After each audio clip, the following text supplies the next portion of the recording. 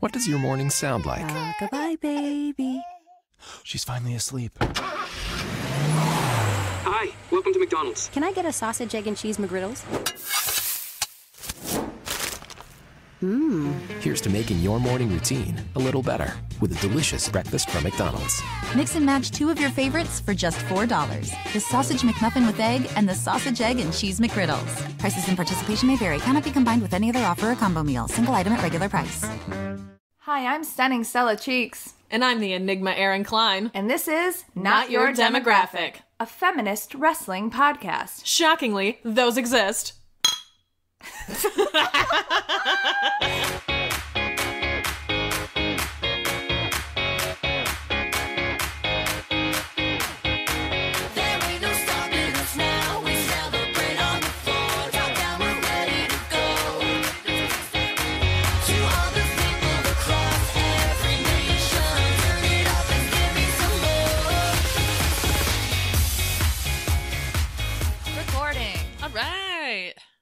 Successful sound test. Well, it's successful now. We'll see when we get to the end and it all falls apart and then I try an audio edit and it's like, wow, we're bad at this. Happy 3-year anniversary or whatever, which is very soon. Super soon. Should probably figure something out for that. Yeah, except for I might be out of town because we were the week before SummerSlam and I'm going to SummerSlam. Well, we'll figure it out. It's fine. We'll figure it out. How are you? I'm okay. We had a really good Plan 9 show on Friday. Yes, we did. A holly jolly Plan 9 show. It was super fun. You know what's better in the middle of the year? Christmas music. Fucking yeah, it is. I am usually very stressed during those shows because I kind of do most everything. of Yeah. Well, there are other people that do stuff, but I do most of it. I mean, you're the head of the company. There's a reason. So I'm usually like stressed, and even when like I walked up to a group and I was like, you guys okay, and they looked at me and were like, yeah, and I was like, cool, I don't have any fires to put out, so I don't know what I'm doing right now. So like even when I'm not stressed, I'm kind of stressed. Yeah. But I was in like a very like, yeah, guys, Merry Christmas, let's go. And it You was had holly jolly spirit is what you had. I did, and it was a really fun show. Mm-hmm. It was I agree. Stupid and fun, which is what Plan 9 aspires to be. You looked like a baby. I was dressed as an elf, so that makes sense. I went up to you and I was like, oh, you look like a baby. And you're like, I'm an elf. Yeah, hello. It's just a miniature person, which is basically a baby. So that was really nice. And then I deep cleaned my bathroom today because I put a giant hole in my sink. Uh-huh. I will post a picture of it. I knocked over this little Buddha statue that I've had in my bathroom for like a decade. It was like $10 at World Market, and it's just always been in my bathroom since like college. And it's just, I've thought about getting rid of it so many times, and I'm like, I don't know, it's not hurting anything. It's just like a thing that's in my bathroom. And I was wiping down the counters and I hit it with my elbow and put a hand-sized hole in my sink. Bigger than a hand. It's huge. It's like a foot-sized hole in your sink. But when I walked in the door, Stella was like, I put a hole in my sink, and I was thinking like, oh, like a quarter size. I walked into her bathroom and was like, oh my God, you can't use this sink at all. No, you cannot. But my landlord lives next door, and she's really great, but I knew if I was going to text her, she would come right over because she's very attentive. She's great, but also like TMI, but my bathroom was fucking gross. My shower needed a good deep clean, and I was like, well, fuck, I have to wait till I have like a day off so I can clean this before I call her because I don't want her to come over here and be like, so your bathroom is disgusting. Because she absolutely would. Yeah. So I'm deep cleaning, and I thought, hell, if I'm going to deep clean, I might as well like organize and throw away, you know, the expired hydrogen peroxide that's in the back of this medicine cabinet and stuff. So I'm almost done. I mostly just have to like rearrange my makeup and stuff, but so that's what I did today. Oh man, I can't wait till everyone sees this hole. It's so fucking big. It's comically big. It doesn't look like it could be created by what fell in the sink. I know. Honestly. I'm afraid that I'm going to tell her what happened, and she's going to be like, "That's not what happened," or "You were fucking wasted," or something. I literally like tipped it over with my elbow, like. Yeah. It's like heavy, but it's not. Yeah, it's weird. Like I don't know. Your porcelain sink should not be that fucked up, right? I'm curious to see if I'll have to pay for this or not, or if she'll be like, "Yeah, this shouldn't have happened." I mean, it's porcelain. Having hot and cold water in it is. I've never understood why sinks are made out of porcelain because they get fucked up when you put a bunch of hot water and a bunch of cold water in them back to back over fucking years. So it makes sense that something like this would happen, but also like. why is there a foot size hole in your So sink? big. I will say that it cracked in just a chunk. Like I cleaned Yeah. underneath the sink, and there was no like little bits. It was just like one chunk fell out. The end. Yeah. And it like popped up. It was That's weird. so weird. It was so bizarre. And I was like on my way to a concert because I didn't watch Monday Night Raw or live tweet on Monday. Gino did that because I had bought these tickets to Sylvan Esso like months ago. I don't know. Liz wanted to go. She was fine. I don't even know who that is. She's good, I guess. I don't know. But I was like just kind of cleaning, waiting for her to pick me up. And then this happened. And I was like, well, I'll deal with this later this week. So that's what I was doing today. And I was in a Becky Lynch shirt, but then I deep cleaned my bathroom. Mhm. So technically I got a twofer today because I wore 2 shirts. My first one was a Nice. Becky Lynch shirt that may be ruined now because I like deep cleaned the bathroom in it. We'll see after I wash it. Did you get bleach on it? No, I don't use bleach because it's like too much. Mm. But I'm sure I inhaled a lot of stuff. I think I'm Yeah. being like safer, but like I don't think scrubbing bubbles is like safer. No. Doesn't that have bleach in it? This one said no bleach. Oh, on okay. it, but we'll see. How are you? I'm fine. I You're don't have mad. food. I don't have food poisoning this week, but I'm pissed. So this is very inside baseball and kind of doesn't make Your sense. weird job. And my fucking weird job. Too long didn't read part is I'm in charge of providing feedback or compiling the reports that give feedback to our overseas vendors who enter stuff for our clients. Right. I compile this feedback every week. I've been doing it for literally years. Have you been there for like 7 years? I'm going into my 7th year. That yes. makes me want to pull my eyebrows out. Yeah, me too. Email from the guy who sends me the things that need to be put together, basically. He's like, here's a list of stuff that needs to go into this report, and then I compile it all, and then I send it away to whoever does the magic of actually giving them this feedback.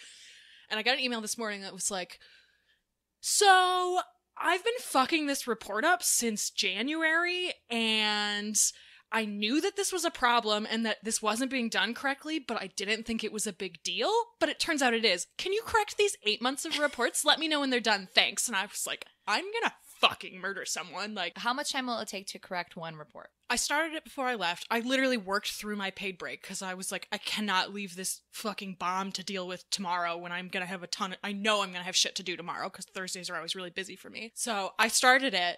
And one report, it's so fucked up. It's so massively fucked up that one report took me almost 20 minutes to correct. Whoa, and I you have was- 8 months of that to do? Yes. One for every week for 8 months.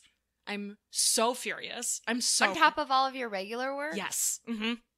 Yeah. I'm the only person in my department.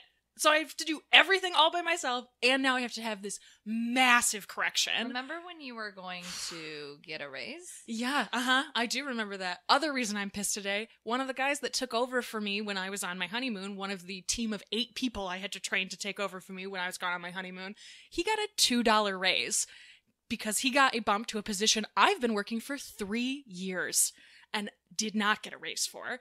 And so he told me, he disclosed this, here's a good piece of advice for everyone. Disclose your salary to your coworkers because you're getting fucked. Everyone's getting fucked. Yeah. And it's our fucking capitalist overlords who trust us not to say anything to each other that allow that to continue.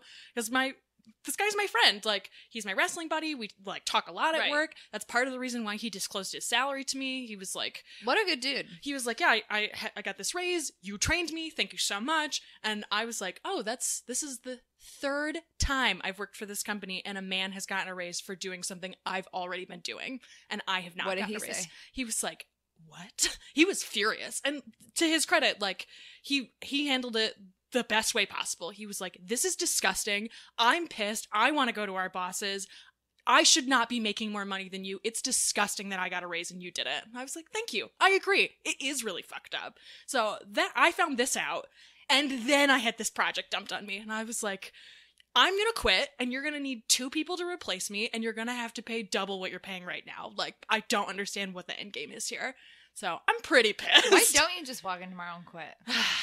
I've thought really seriously about it. I think it might be better for me to do that, but there's something about not having a safety net right now that is No, that's like, fair. I do not want to do that. Yeah, I'm really pissed. But the fucked up thing about it, Erin, is that the amount that you're making, you could go make that at Starbucks. I know. That's part of it. Part of it is that I've been coddled by having a job with reliable hours. Right. And even though I have suspended shifts for part of the year and I only work 4 days, it's still reliable. Yeah. I don't think I could go back to, like, I don't know my schedule more That's than 2 fair. weeks in advance. That is like, a big deal. Yeah. And the other thing is, I actually love what I do. Like, I like my job. I like the environment that I work in. I like that I'm alone all day and I can, like, set my own schedule and be in charge of myself because I'm really good at that. It's just the level above what I have any influence on is super fucked up. Like, my bosses are, for the most part, very great. And every time I've had to confront them and be like, sup, y'all, how come you're giving men raises and not me? They're like, oh, fuck, shit, we should correct this. But, like, not enough. Like, they're not giving me enough compensation for fucking me over 3 times in a row. Like, I don't care how angry your email sounded. I think you need to send the angry email at this yeah, point. I think I'm at that point as well. I'm just like, I tried to be really diplomatic about this and found it very difficult to send an email that was diplomatic because I am very angry about everything that's been happening for the last 3 years, basically. So yeah, I'm at the point where I'm like, yeah, you're about to get a fucking pissed email. And I want to make sure that they are very clear on the fact that if I quit, they're going to have to double the salary because they're gonna need 2 people. Because I'm fucking great at my job. And, like, they know that, which is why they give me so much bullshit, but give me no compensation for it. I'm just, like, so over it. I'm so pissed. Anyway, if you'd like to donate to my PayPal because I'm poor as fuck, I would appreciate it. Anyway, other than that, I'm fine. Yes. Still watching a lot of Battlestar Galactica. Battlestar Boyfriend is coming over on Friday and he's gonna finish the series. I'm super excited about it. We watched it up until the episode where they land on the surprising place. I'm not gonna say anything else because I know some people haven't seen it. I remember that part. Because it's split into 2 parts because it was like the mid-season finale. We watched the first half of it and we were sitting next to each other and he's like, I can feel you tensing up. Is something about to happen? And I was like, no, definitely not. Don't worry about it. Just watch. And then they landed and he was like, what the fuck is happening? I'm so excited. It's so good. Anyway, all right. Well, I feel better now that I talked about Battlestar. What wrestling merch are you wearing? I'm not wearing a wrestling shirt today because I was comfortable and I wore something else. But I did wear my Nikki Bella Fearless hat, which technically doesn't count. But I was wearing it because I watched Total Bellas last night. What shirt are you wearing now that you ruined your Becky Lynch shirt? I'm wearing my Mae Young Classic shirt. All right. I thought it was appropriate. Yeah, we got a bunch of awesome announcements, so Yeah. I'm into it.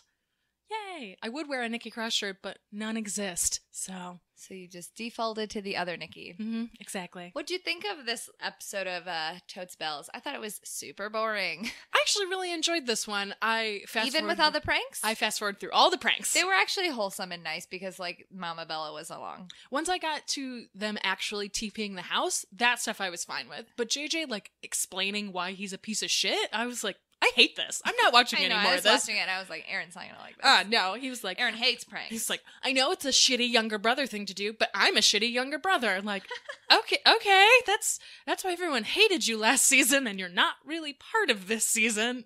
Whatever. I thought that they handled the Daniel Bryan storyline super respectfully. And to be honest, I totally forgot about that. I just remembered a bunch of Frenchmen throwing a plate on the ground.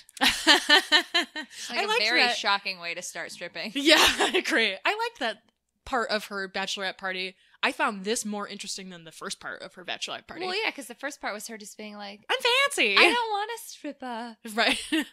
Like, you don't Bree's want like, a single bitch, please. stripper. Well, how about a bevy of strippers? Right. Here's a whole team of strippers. I liked it too because they started to walk out and I was like, these dudes are independent wrestlers. But then they were strippers and I was like, that's basically the same thing. And Bree's weird mime. Right? I was like, you guys are bad at this. Shh. Right? Like, why are you making She made noise? so much noise. Right. Girl, what? I like too that Nikki just yelled out, so the main entertainment canceled, huh? Like, what a shitty sister thing to say. I loved that. I thought that part was great. I don't know. I think I really enjoyed the stuff with Daniel the most, though. Like, I thought that they handled it very well. And I like, too, like, they used the stuff that WWE did originally, obviously, because the Bellas have access to that. Right. And, like, who better to treat this story with respect than the fucking Bellas? Like, they're producers on this show, especially Nikki is a producer on this show. Yeah. Like, I'm glad that they handled it really well, and I loved that I love the edit that they did for it. I thought it was really good. I liked that they added this like additional music on top of it, and like wove the pieces of the story throughout the episode with the upcoming stuff. That even when you got to these things, these clips that you had seen a bunch of times through the commercials, it didn't feel weird because it all kind of melded very seamlessly together. Right. So I really enjoyed that, and honestly, it's a great arc for the show. Like, yeah. We don't really get to see all that much of Daniel Bryan, even though he's married to one of the Bellas, and this felt like a really good way to be like, yeah, you do actually get to see a lot of our lives, and here is this very real thing that we dealt with. So I really enjoyed it, actually. Did you watch Ms. and Mrs.? I did. I was so shocked that it was only 30 minutes. Me too. It finished, and I was like, I can watch 205 Live now. I know. I was like, this is nice. I really enjoyed that it was only... It felt like they put so much into just 30 minutes, too. I like that it feels different than the other reality products that they have. It felt like Total Bellas meets the real world, which is exactly what it literally should have been. Like how Miz very much... Miz grew up on reality TV. He is a character. Like, it makes sense to be like, oh, you're actually like this all the fucking time. And he understands that, and like the way he was like talking to the camera booth and like, make my black box bigger, and like how it seems so fake, and it is so fake, but then there are like really like sweet moments because like we've talked about before, like Maurice and Miz like clearly like love each other. Really love each other. And they're so cute together, and like kind of nothing happened in this episode except for that weird naked photo shoot, but like it was also just like nice because they were nice. And also I love Titus O'Neil whenever he shows up on these shows. Oh my god, I loved that. Oh my god, we gotta find this. To be fair, it was Renee's fault. Well, to be fair, it was Maurice's fault because she told her, I'm having contractions, and Renee was like, Well, Renee obviously like has very little experience with pregnancy, and when somebody who doesn't understand, like, the word contraction means giving birth. Right. Which is like, you can have contractions for a long time before you're like dilated and giving birth. And like Maurice did not make that clear. No, not at all. And Renee was clearly like panicking in the moment too of like, I need someone else to deal with this. And Titus, who is a father, was like, oh, I gotta get Miz. He can't miss this. Like, it was actually really sweet. And I loved Miz like running around like, where is Maurice? Where did she go? She's just eating a cookie. I loved you. He was like, I pictured her on the table, legs up, baby poking out. And like, I walk over, she's got a fucking cookie. Like, I loved that. I thought it was great. And we got to see a little bit of Maurice's mom at the very beginning of the episode with the fake butt. And I was like, this woman is fucking gold. Maurice's mom is great. Mrs. parents are so weird. I can't wait. Like, honestly, the best part of watching these reality TV shows is the parents. Like, Natty's dad's the best. Natty's mom's hilarious. The Mama Bella is the best. Oh my God, she's the we love best. Maurice's mom now. Mrs. parents are so weird. Like, I watch these shows for the parents. And like, there was, when Renee was still in Total Divas, there was her weird Canadian family where her mom was like, just stop being so fucking weird. Let your boyfriend be who he is. Yeah. I love it. And like, I really like these shows too, because as someone who consumes a lot of WWE product, you can kind of tell like, this is a scripted moment. This is a moment where they're aware that these cameras are here and are playing up to them. And then there's some stuff where you're like, oh, these are real moments. And it's really nice to get those sides of all of these people that you see all the time. Right. So I'm wearing my Mae Young Classic shirt for two reasons. One, there was some more announcements of people in the Mae Young Classic. I'm going to say this one so wrong. Zeuxis?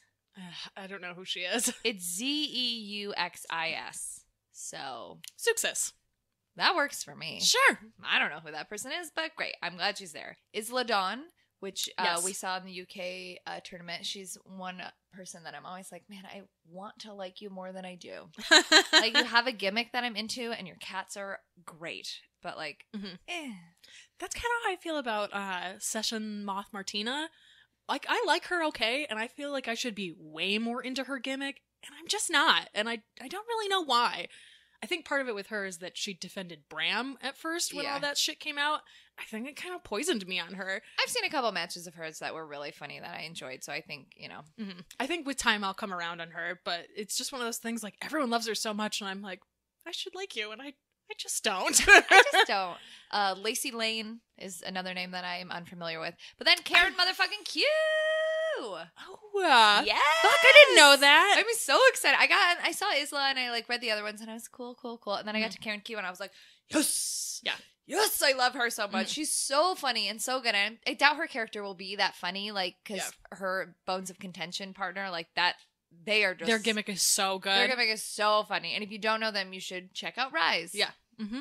I'm not going to tell you any more than that because you should just have the experience so of good. how funny they are. Like, when we saw them for the first time, we were like, what is happening? It was so awesome. They feel very organic and real, and I like that a lot. I've heard of Lacey Lane, I think because DEO has talked about her before. Yeah. I recognize the name, but I don't think I've ever actually seen any of her matches. Well, I'm excited that there's a good number of people who I know and like and love. Like, again, Nicole Matthews. Hey! But then there are plenty of people that I don't know that I get to get introduced to. Like, that's what the Mae Young Classic should be. Like, absolutely. For two, crazy marks like us, like, it is cool to still be like, hey, I'm learning about this new awesome woman. Absolutely. I totally agree. Then I'm also wearing this shirt, obviously, because we got the big announcement for the all-female pay-per-view, Evolution, which is, a terrible name. I do get why they did it. I guess the books have been like set now. Like, it is Evolution and not Revolution because Michael Cole every week it's a different goddamn word. So it is now officially Women's Evolution. Yeah. I'm really, really excited. I can't believe that their poster is so tone deaf. Yeah. So tone deaf. I really hope that they... You have it say Evolution and it's just 3 like blonde white ladies. Right. And sometimes I'm like, you have to be trolling us, right? Right. This was a... It's not funny, but it is in the grand scheme of everything. It's just like, oh, you guys. I really hope that what this leads to is them hearing. I mean, they are. I will say I was expecting the tag team announcement and we didn't get one. It's still coming. I was just gonna say Stephanie McMahon gave an interview afterwards that was like, "We hear you.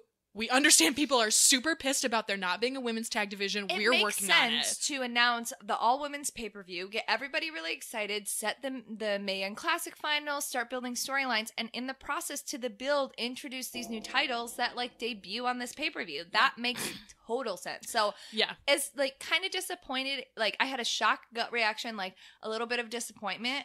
My logic kicked in, and also I was like, man, I don't want to complain right now. Yeah. I don't want my gut reaction to be a complaint because this is actually really exciting and really cool. And I liked, too, that Stephanie gave this interview where she's like, we acknowledge and hear what you're saying, and, like, this is something that we're working on.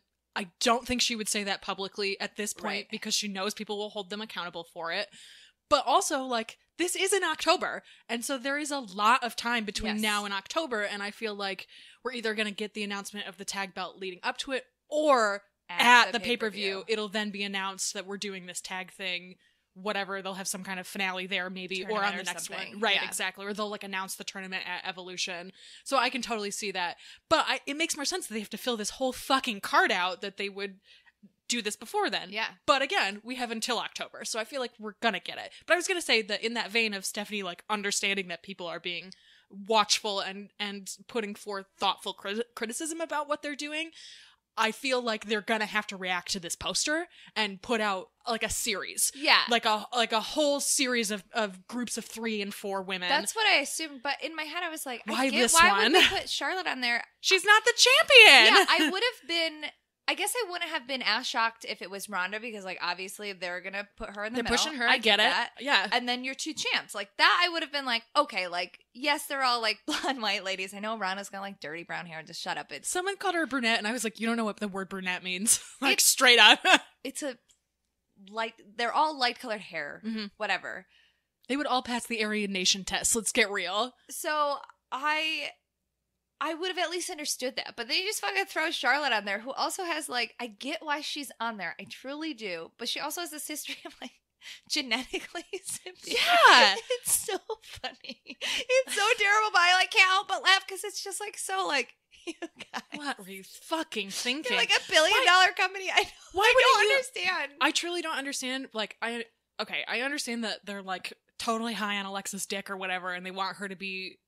They are pissed that she's not an original 4 horsewoman, like, which is super clear from her interview on the Table for 3, where they were like, "Why aren't you talked about in the horsewoman conversation?" Because she wasn't good enough to be part of that conversation. Still not. No, she's not. I've really I like soured on Alexa her. more than a lot of people. I don't want her to be champion. I do still really like her, and I acknowledge her importance. Blah blah blah blah blah blah blah. But, like, she's not good enough to be a 4 horsewoman. No, she's just straight up not. She is on the mic. She's much better on the mic, and some character development better than some of the 4. I would concede that, but, like, in ring to, like, be part of the people that helped to start this thing. Like, she wasn't part of the start. She's part of the continuation Yes. of the evolution. But like Paige and Emma, and then the 4 horsewomen, and the women who,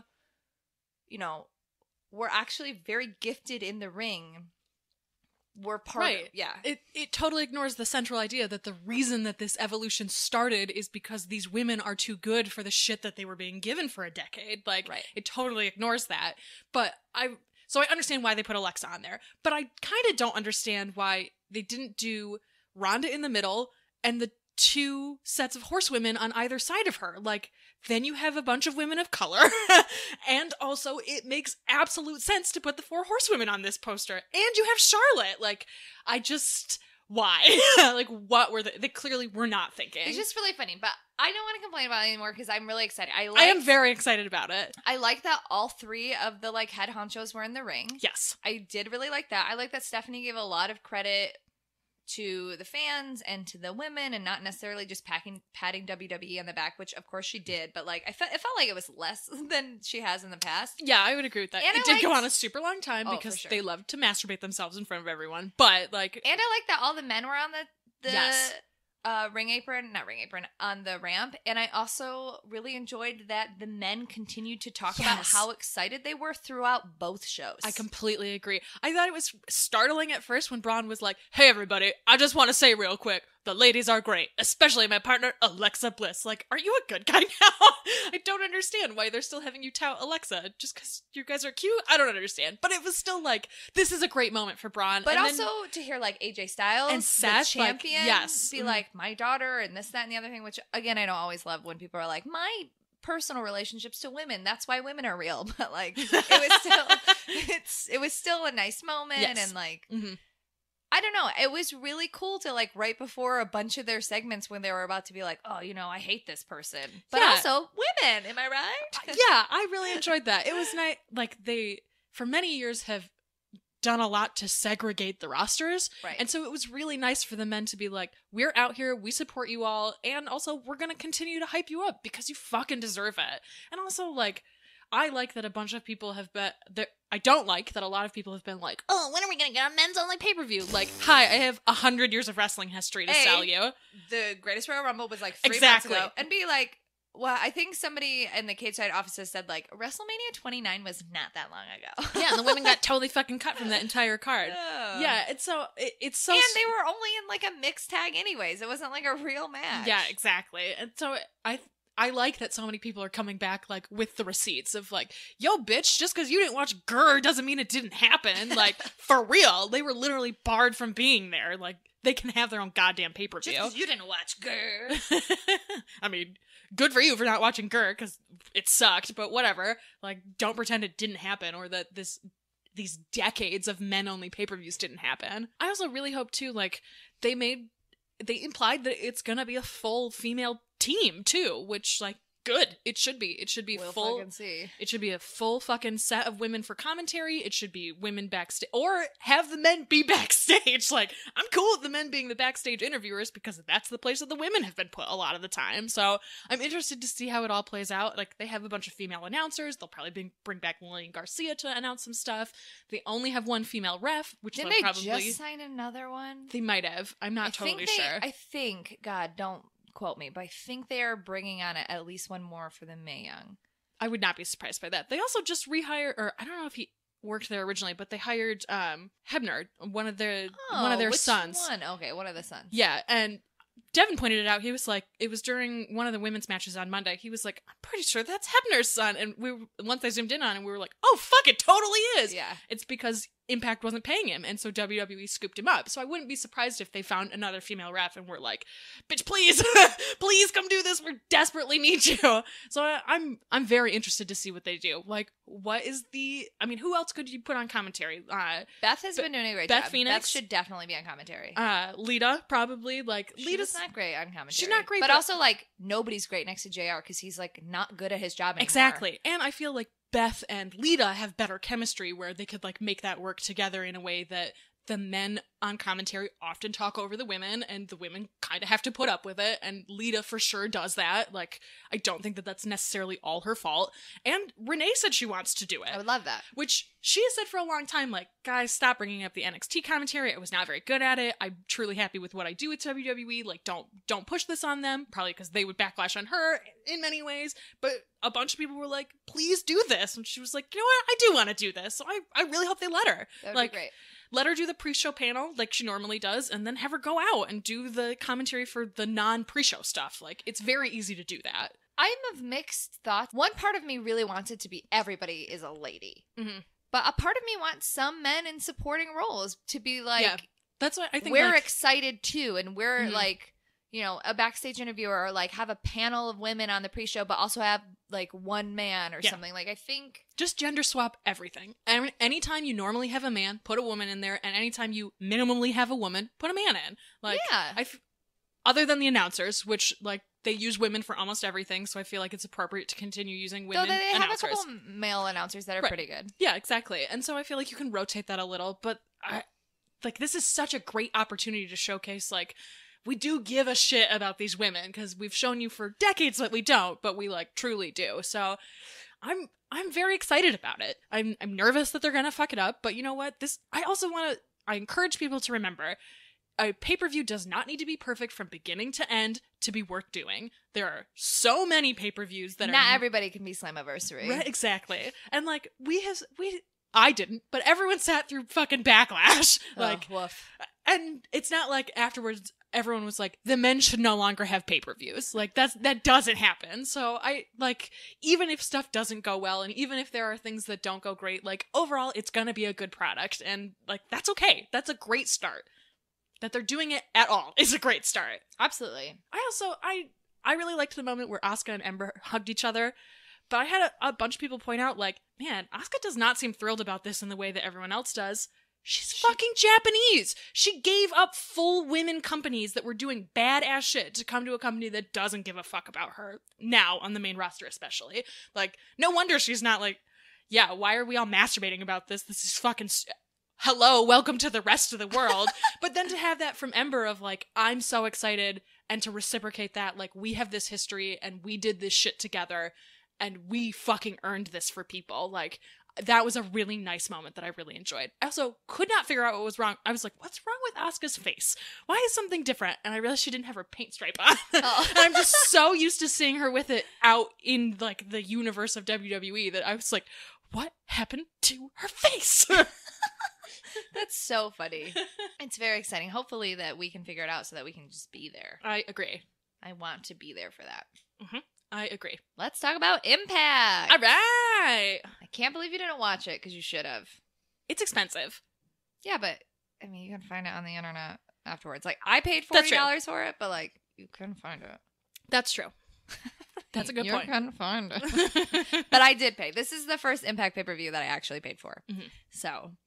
don't they also do some kind of Twitch streaming? I paid for it on Twitch because okay, it wouldn't work on my Comcast. No. And the Comcast was $10 more too. So I was like, fuck, if it's not going to work, I'm just going to go on Twitch. So I missed like a third of the first match. Okay. But I mean, it's not that big of a deal. Yeah. The match was great. So it opened up with Johnny Impact versus Ishimori versus Phoenix versus Petey Williams. It was supposed to be Rich Swann instead of Petey Williams. Yeah, doesn't he have like a fucked up concussion? I guess. All I read sucks. was he's not going to be there. And I was like, great. Yeah, apparently he got some kind of like fucking crazy concussion. Right. Well, I don't want him to die. Yeah. But I don't want to watch him wrestle. And yeah. I love Petey Williams. Yeah. So it was like a win for me, but also like I hope Rich Swann's okay, because he might be a piece of shit, but I don't want people to die just because they're piece of shits, right. I guess. Yeah. And especially at this level. Like, some people, yeah, sure. But like this, nah, that's... There's a lot of gray area on what's going on with Swann. I personally am still like, no thank you. But right. I understand that there's gray on here. But also, like, I don't want anyone to have CTE, so... Yes, absolutely. And especially like, somebody who, like, there's gray area on. Cause I was just going to say, too, like, this sounds really fucked up, and I apologize, sort of. But, like... he also already has violent history with his wife, so I would prefer that he not pull a Benoit, like, truly and completely. Like, I don't want him to get any more concussions because his wife will suffer. And, like, yeah, I'm a bitch and I'll say that. Like, I want him to be better, but also, like, I am glad that he wasn't on this show. Yeah, and this match was great. Johnny Impact and Phoenix had some crazy, like, moves together. Yes.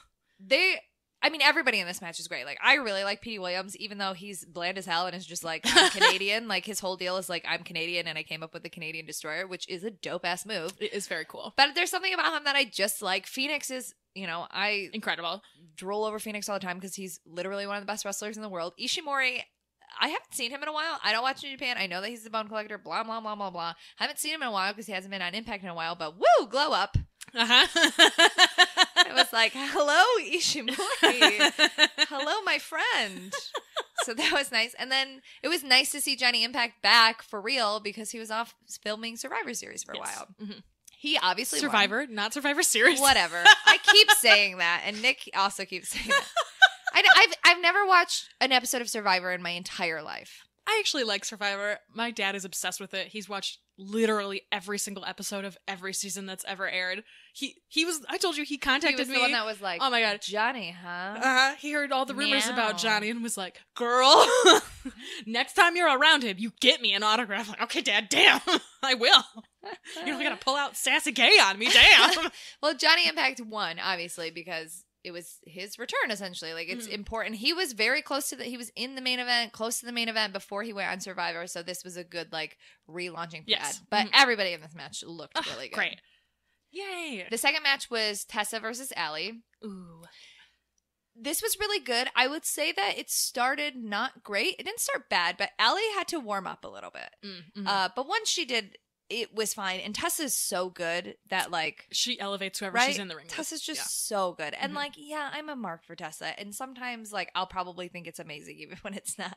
But God fucking damn it, I love Tessa so much. But that's part of wrestling, is if you find people that you're invested in, it does make you like their matches more. Right. And you're like, well, way more willing to accept, like, this, like, I love Cesaro, and when they had that, like, weird fake tag that won them the belts that one time, it felt very bizarre, but I was like, I love you guys, and I like that you're trying and you're doing these things, and this maybe didn't work, but, like, I appreciate it.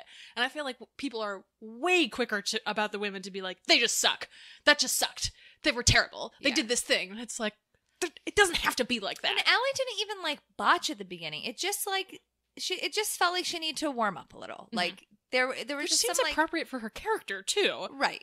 So it was, and I really like Allie, and I've enjoyed watching her growth, and I think that she's gotten to be a much better wrestler. But, like, she's not an incredible wrestler. Like, that's not why you root for Allie. Like, she's good and has gotten better, but, like, that's not. Part of it is that she's a bumbling, adorable little bee, and like, or bunny. Sorry, an adorable little bunny. And so I feel like it works when she's kind of incompetent sometimes. Right. Like that, it also makes her anger and her, like, edge stronger when it comes out, because it's like, it doesn't make sense, but it makes sense. Yes, absolutely. And, like, if you look at, like you're saying, watching her grow, like, look at where she was a year and a half ago following Maria around. Like, it is bizarre that she's come so far from there. Right. Just an incredible amount. Yeah. And Tessa's great. And they warmed up. They had a really good match. Tessa won with her crazy ass hammerlock DDT, which is amazing. And then Tessa, like, gets in her face at the end. I don't know. I love Tessa's mean mug. And I like how angry and confident and mean and edgy, like, even bad guys who are, even women who are heels aren't necessarily always mean. Yeah. And that's part of the reason that I liked Sasha as a heel, is because like, she would yell at children and would be mean, and it's nice to see that side of a woman, and and Tessa does it so well. It's part of what has brought me around considerably on Shayna Baszler. Like, her character work is so good as this mean fucking bully that you don't ever get to see, that I really enjoy it. And it's again, and it's not a bully in Alexa way where it's like, oh, she's fat. It's a bully in a way it's like, fuck you, I'm better than you. Get away from me. I would literally break your arm. Fuck you. I'm the best. How dare you even breathe my air? It's not like a high school bully. It's like, I'm a mean person. Yeah, exactly. And, like, I feel like Tessa hits that exact same note of, like, she's just got such an expressive face. And yet they are playing such different characters who essentially are the same. They're just mean ass bullies who are really good at, who who say they're very good at what they do, Tessa is actually incredible and undeniable in a way that Shayna is not yet, but is working on. So I like that you get this variety of bullies in women's wrestling right now, too. And even, like, Alexa's bully is shitty and a piece of shit, but, like, is another kind of bully. And, like, it's nice to see flavors of different kind of women. Mm-hmm. Flavors of women. Flavors. What if I name the episode Flavors of Women? Do it. I'm going to write it down so I don't forget. And then people will be like, ew. Isn't this a week that we had this, like, historic announcement and you named the title of your fucking dumb feminist podcast Flavors of Women? Yeah, that's right. We fucking did. We do whatever the fuck we want. The third match was the House of Hardcore Rules match with Eddie Edwards and Tommy Dreamer. This is weirdly one of the ones I was most excited for and was, in my opinion, was maybe the weakest one of the show. Really? But was not bad. It was weak because it wasn't about the wrestling and it wasn't actually necessarily about the character. It was about Tommy Dreamer handing the mantle of violence to Eddie. And because I was unprepared for that and I was also like really invested in this because I love Eddie Edwards now. I don't know. I'll never get over it. They did such a good job with this storytelling. Honestly, like they got you hyped for Eddie Edwards and Tommy Dreamer in 2018. Like, but that's crazy. I mean, the writing was great, but also Tommy and Eddie were great. Like, yeah. So this match had some like nasty spots, and like Eddie's so good at this like maniacal salivating, whatever. Eddie wins, and then him and Tommy have this moment where Eddie is like kind of sad, but kind of happy that he won, and he's like very like mentally confused, like. But I'm not this person. I like love you and respect you, but I'm also like so mad and confused and this, that, and the other thing. And Tommy picks up a kendo stick like he's gonna hit him, and Eddie kind of like flinches, like, sure, yeah, like do it. And Tommy like hands him the kendo stick and is like, this is yours now. Wow, that's you cool. are the, you know, because throughout the whole match too, and like the promos, Eddie was like, I'm the real innovator of violence. Fuck you. And so like for him to say that, and then for Tommy to hand it to him. Right, yeah. And also Alicia came out and was like, Eddie, let it go. Eddie, be fine. Before Eddie was like maybe going to hit Tommy with the kendo stick after the match, but then he didn't. And then Tommy was maybe going to do it. And Alicia was there. And then it was nice to have all three of them there and have him hand it over and then have Eddie and Alicia reconcile and just skip over the fucking Tommy might be fucking my wife. Yeah. Skip over the area where it could have gone into domestic abuse. Like, right. They just like jumped over it, and hopefully like they jump over it when it goes back to taping and stuff. But so like the character work and stuff, it was like a little confusing, but once you kind of got what was going on, it was like, okay, because the match wasn't as long as I anticipated it to be, and it wasn't as bloody as I anticipated it to be. But that makes sense if you consider later there was a 505 street fight and a hair versus hair match with Sammy and Penta. Like it makes sense that even though that was the House of Hardcore match, like it can't be the most violent. And that's not what it was about. It was about a completion of this transformation of Eddie into this violence monster or whatever. The fourth match was the Impact X Division Championship between Brian Cage and Matt Sydal. Brian Cage, this giant, is now the X Division champion. Cool. Which I kind of like. I like that Impact essentially has a cruiserweight division, but it doesn't have a weight limit on it. Because, you know, people who are not cruiserweights have held this title, and sometimes they've held it, like when Bobby Lashley held it, it was like a joke because he was like, fuck you, I'm taking this title. Yeah. But like, Cage actually deserves it. Like, he is actually he did like a standing moonsault. Like, it was dope. Like, he deserves it. And him and Matt, for being so different in size, have really good chemistry. That's awesome. And it was a fun match. And it is cool that Brian Cage is the X Division champion. I was just going to say, I think that's a great use of him, too, because he should have a belt. Yeah. But I don't think he deserves maybe not the right word. Doesn't but need to be in the main event exactly. Now. It's not necessary to put him into the main event because they're chock full of dudes in the main event right now. Right. And I think the problem with a man of Cage's size is that if you put him in the main event, you could really quickly accidentally Brock Lesnar it. Yeah. Where you're like, fuck, who's going to beat this fucking guy? Right, yeah.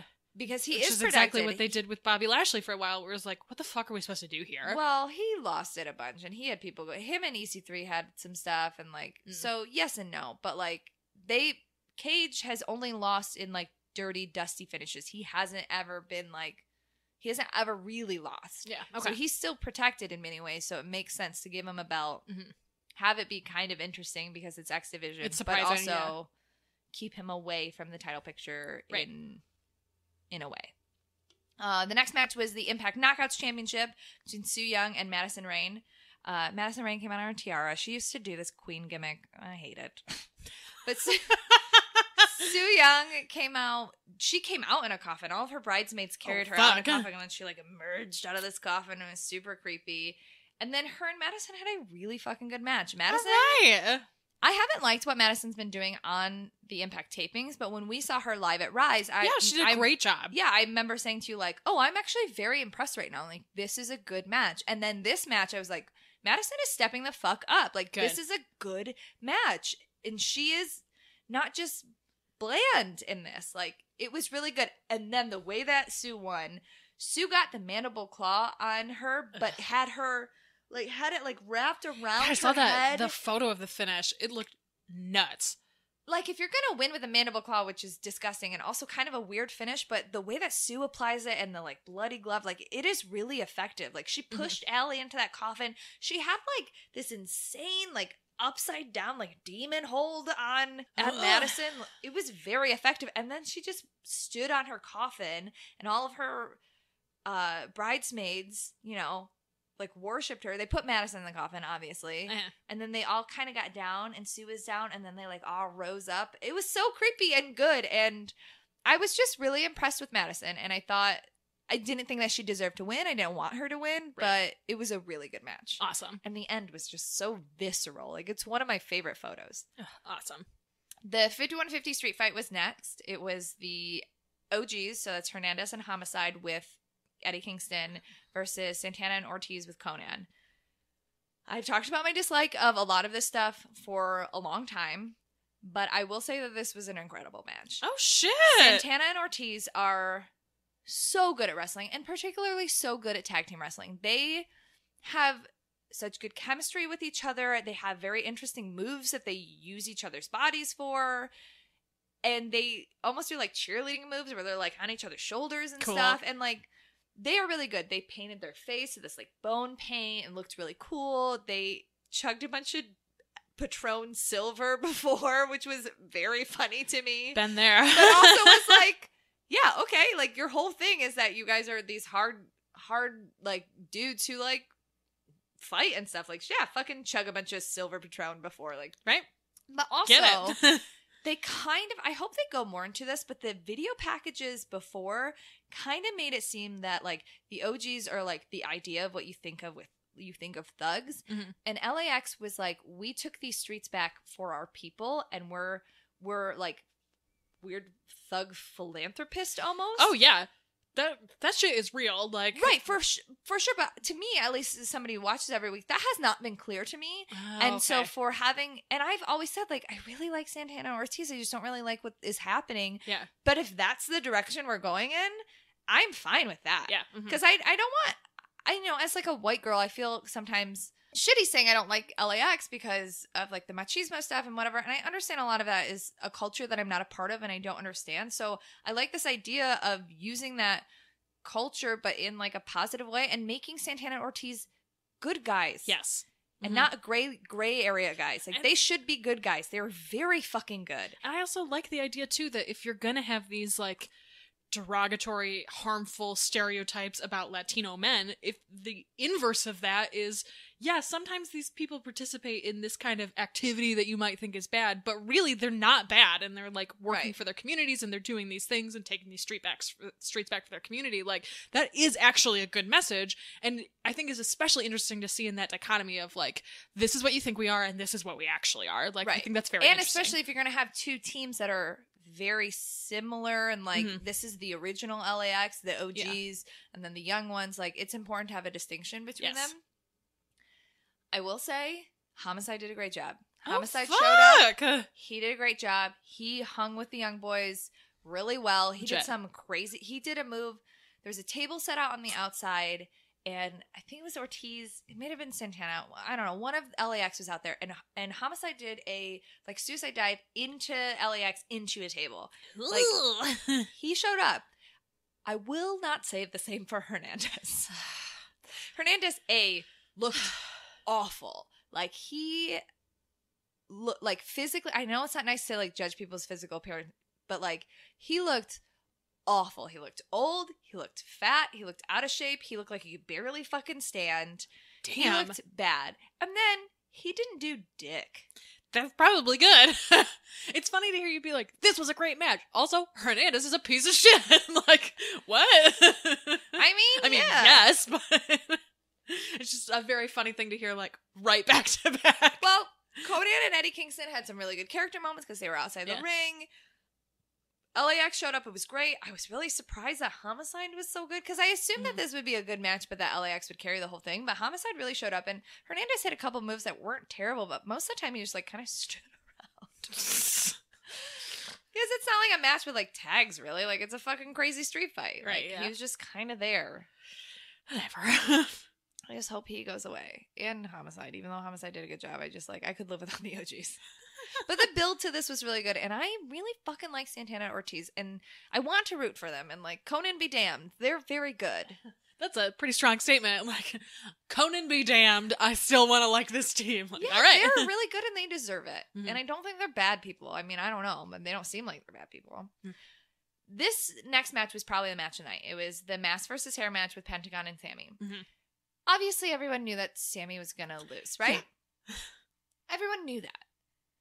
The fact that everyone knew that, and then they still made this match what it was, I think is a testament to how good of wrestlers they are. Yes, Sami Callihan, we've talked about, is Problematic probably a piece of shit. AF, is yeah. problematic, whatever.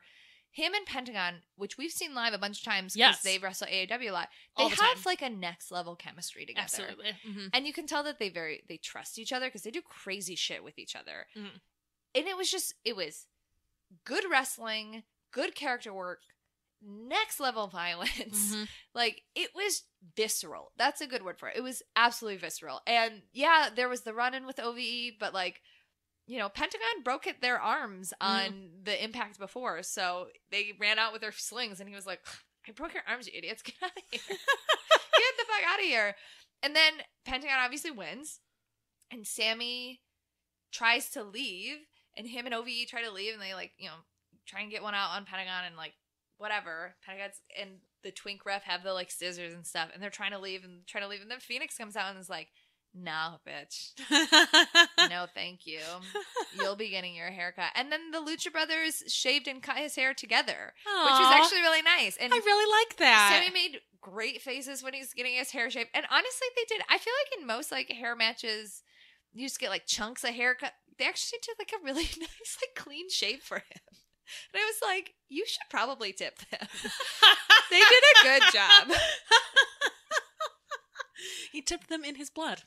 Also, a really cool thing that happened. So I really enjoyed this. So in the match, there's a moment where Sammy like blew some dust or some shit into Pentagon's face, and Pentagon can't see, and he feels somebody, and it's the ref, and so he gets the ref down, and he breaks the ref's arm. Oh, great. He broke one of the ref's arms, and the ref is like selling it like motherfucker, like, ah! And then there's a moment where Penta is trying to pin Sammy, and he's looking at the ref like, come on, dude, I'm pinning Sammy. And the ref is so incredulous, and he's like, you broke my fucking arm, dude. I'm not going to count for you right now. I'm dealing with some shit. And Penta was like, his face looked so confused, like, why aren't you doing your job? And he's like, my arm is broken. And his face was so good. The ref sold it so well. And then Twink Ref came out, Teenage Ref. I loved watching everybody talk about, like, can this man drive? Caitlin, who was there, said that somebody in the audience was like, show us your ID. Like, he's the one that he filled in, and then, you know, the regular count, whatever. But it was just like such a good moment. It was a cool way to use the, like, oh, we knocked the ref down or whatever. Like, I've never seen a ref get his arm broken. Yeah, for sure. And it was so, like, Penta was like, I'm blind, but I know how to break arms. Right. Just muscle memory. And then the main event was the Impact World Championship with Austin Aries and Moose. They treated this as we're doing every Mania ever. So we're getting, like, the celebrity belt holders and the ring announcement and the change of the tone and the big match feel and all of this stuff. So I'm, like, used to that with watching this old WrestleMania that we're watching, which, sidebar, we know that July's almost over and we haven't done one yet. It's been hard. We'll get to it. Patreon subscribers, we love you. don't worry. Yeah. We're working on it. We're working on it. So they had Curtis Granderson come out as the celebrity belt holder. Perfect. Curtis Granderson is literally like 90% of what I know about baseball, because in the one year where I cared about baseball is when the Tigers were in the World Series, and I was like, I love Curtis Granderson. I just chose him and I loved him, and so I was like, yeah, I know this guy. Cool. I feel that way about Justin Verlander. Like, you're my boy. And now that he's part of the Astros, I'm like, I guess I have to I've always hated Verlander. He looks startlingly like one of my cousins. Like, do you want to fuck one of your cousins? No, I don't want to fuck Justin Verlander. He looks like my cousin. I just like Verlander a lot because he looks like someone I know really well. And so, like, he was the one that when I was a kid, I was like, you look like my cousin. So I'm like, in for you. That's really funny. Yeah. No, I don't want to fuck my cousin. So they have this, like, big match feel. They have Curtis Granderson was the belt holder. They had a special, they didn't really have, like, a special announcement of the matches before. They had, like, this, you know, the ring announcer said all of Granderson's accolades and accolades for Moose and accolades for Austin Aries. They came out, like, the lights changed. It just felt like, nice to see the championship in the main event. There's a company that does that. I know. But B, also make it feel different. Because, like, to follow a match like Pentagon and Sammy, you gotta bust it out. Is hard. Yeah. And I still think Sammy and Pentagon was probably the most effective match of the night, but the change in tone, instead of having like a shitty match before the main event that gives everybody time to reset, having this like 10-minute change of tone was a reset enough. Yeah. And we didn't need to have a throwaway bullshit match. Right. Because the whole card built and it kept building, and that's how it should feel. And the cool down was the setup, and that was really nice. Mm-hmm. Yeah. And then honestly, I was like, this match will probably be fine. This was a really good match. That's awesome. Moose and Austin Aries had a great match. And Moose hasn't had great matches on Impact for a while. Yeah. Obviously, I still fucking love Austin Aries. Leave me alone.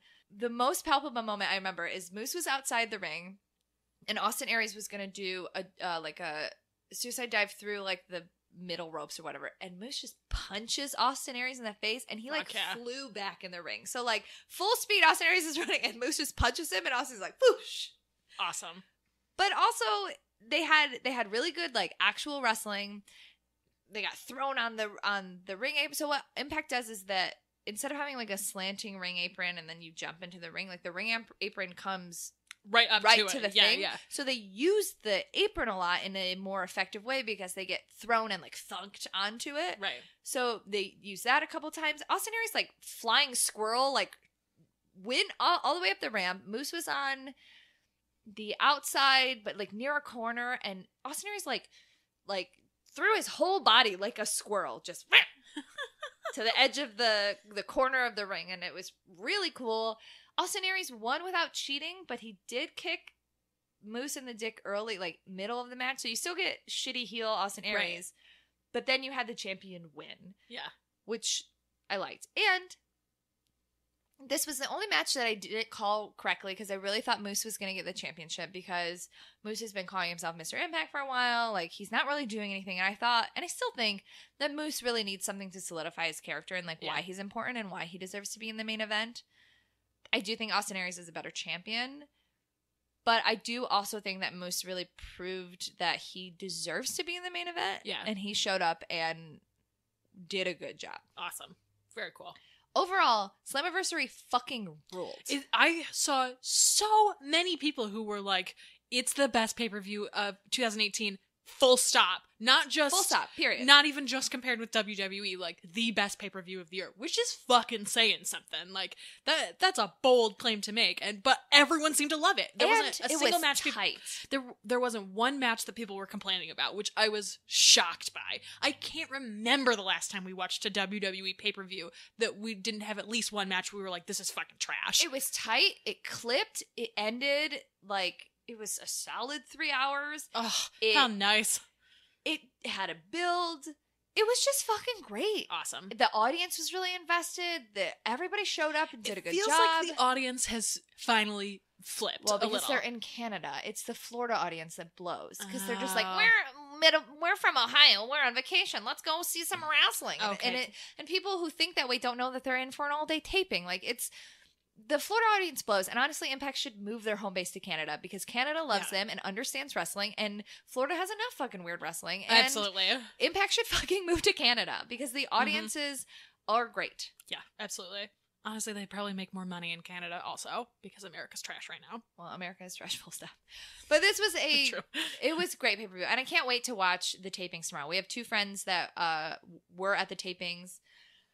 Scarlett is there now. Which is that fucking Do you think that this is low-key like the most brilliant like heel character? I think it might be because I don't know. I'm so torn. She plays this like traditional diva hot character so well, but I also can tell that the person Scarlett really does care about wrestling. Yes, she has busted her ass for years. She has been busting her ass She for a would long work time. in the clubs in Chicago, like shitty clubs where you get like groped by dudes and stuff, and then go to wrestling school and then show up. Like I feel confident. She went to Japan. Like I feel confident saying that Scarlett the person genuinely cares about wrestling and wants to be a good wrestler and is working to be a good wrestler.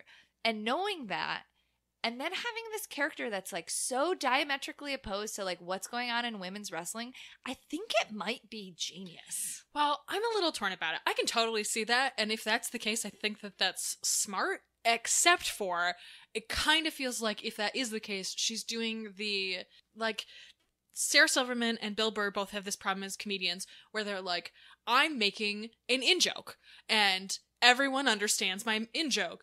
But that's not actually the case. Yeah. Half of your audience is split between, I get this and I understand you're making a comment about how this is fucked up. And the other audience is like, yeah, you're right. Fuck all those people. Yeah, bitches be hot. Like, so I worry that they're... Yeah, no, there's she's definitely too effective at it that a it's problem with it. But I also think it might be... And this is from somebody who has hated Scarlett for literal years. Yeah. But I think it might be genius. Like, the last time I saw her live, I was, like, so conflicted.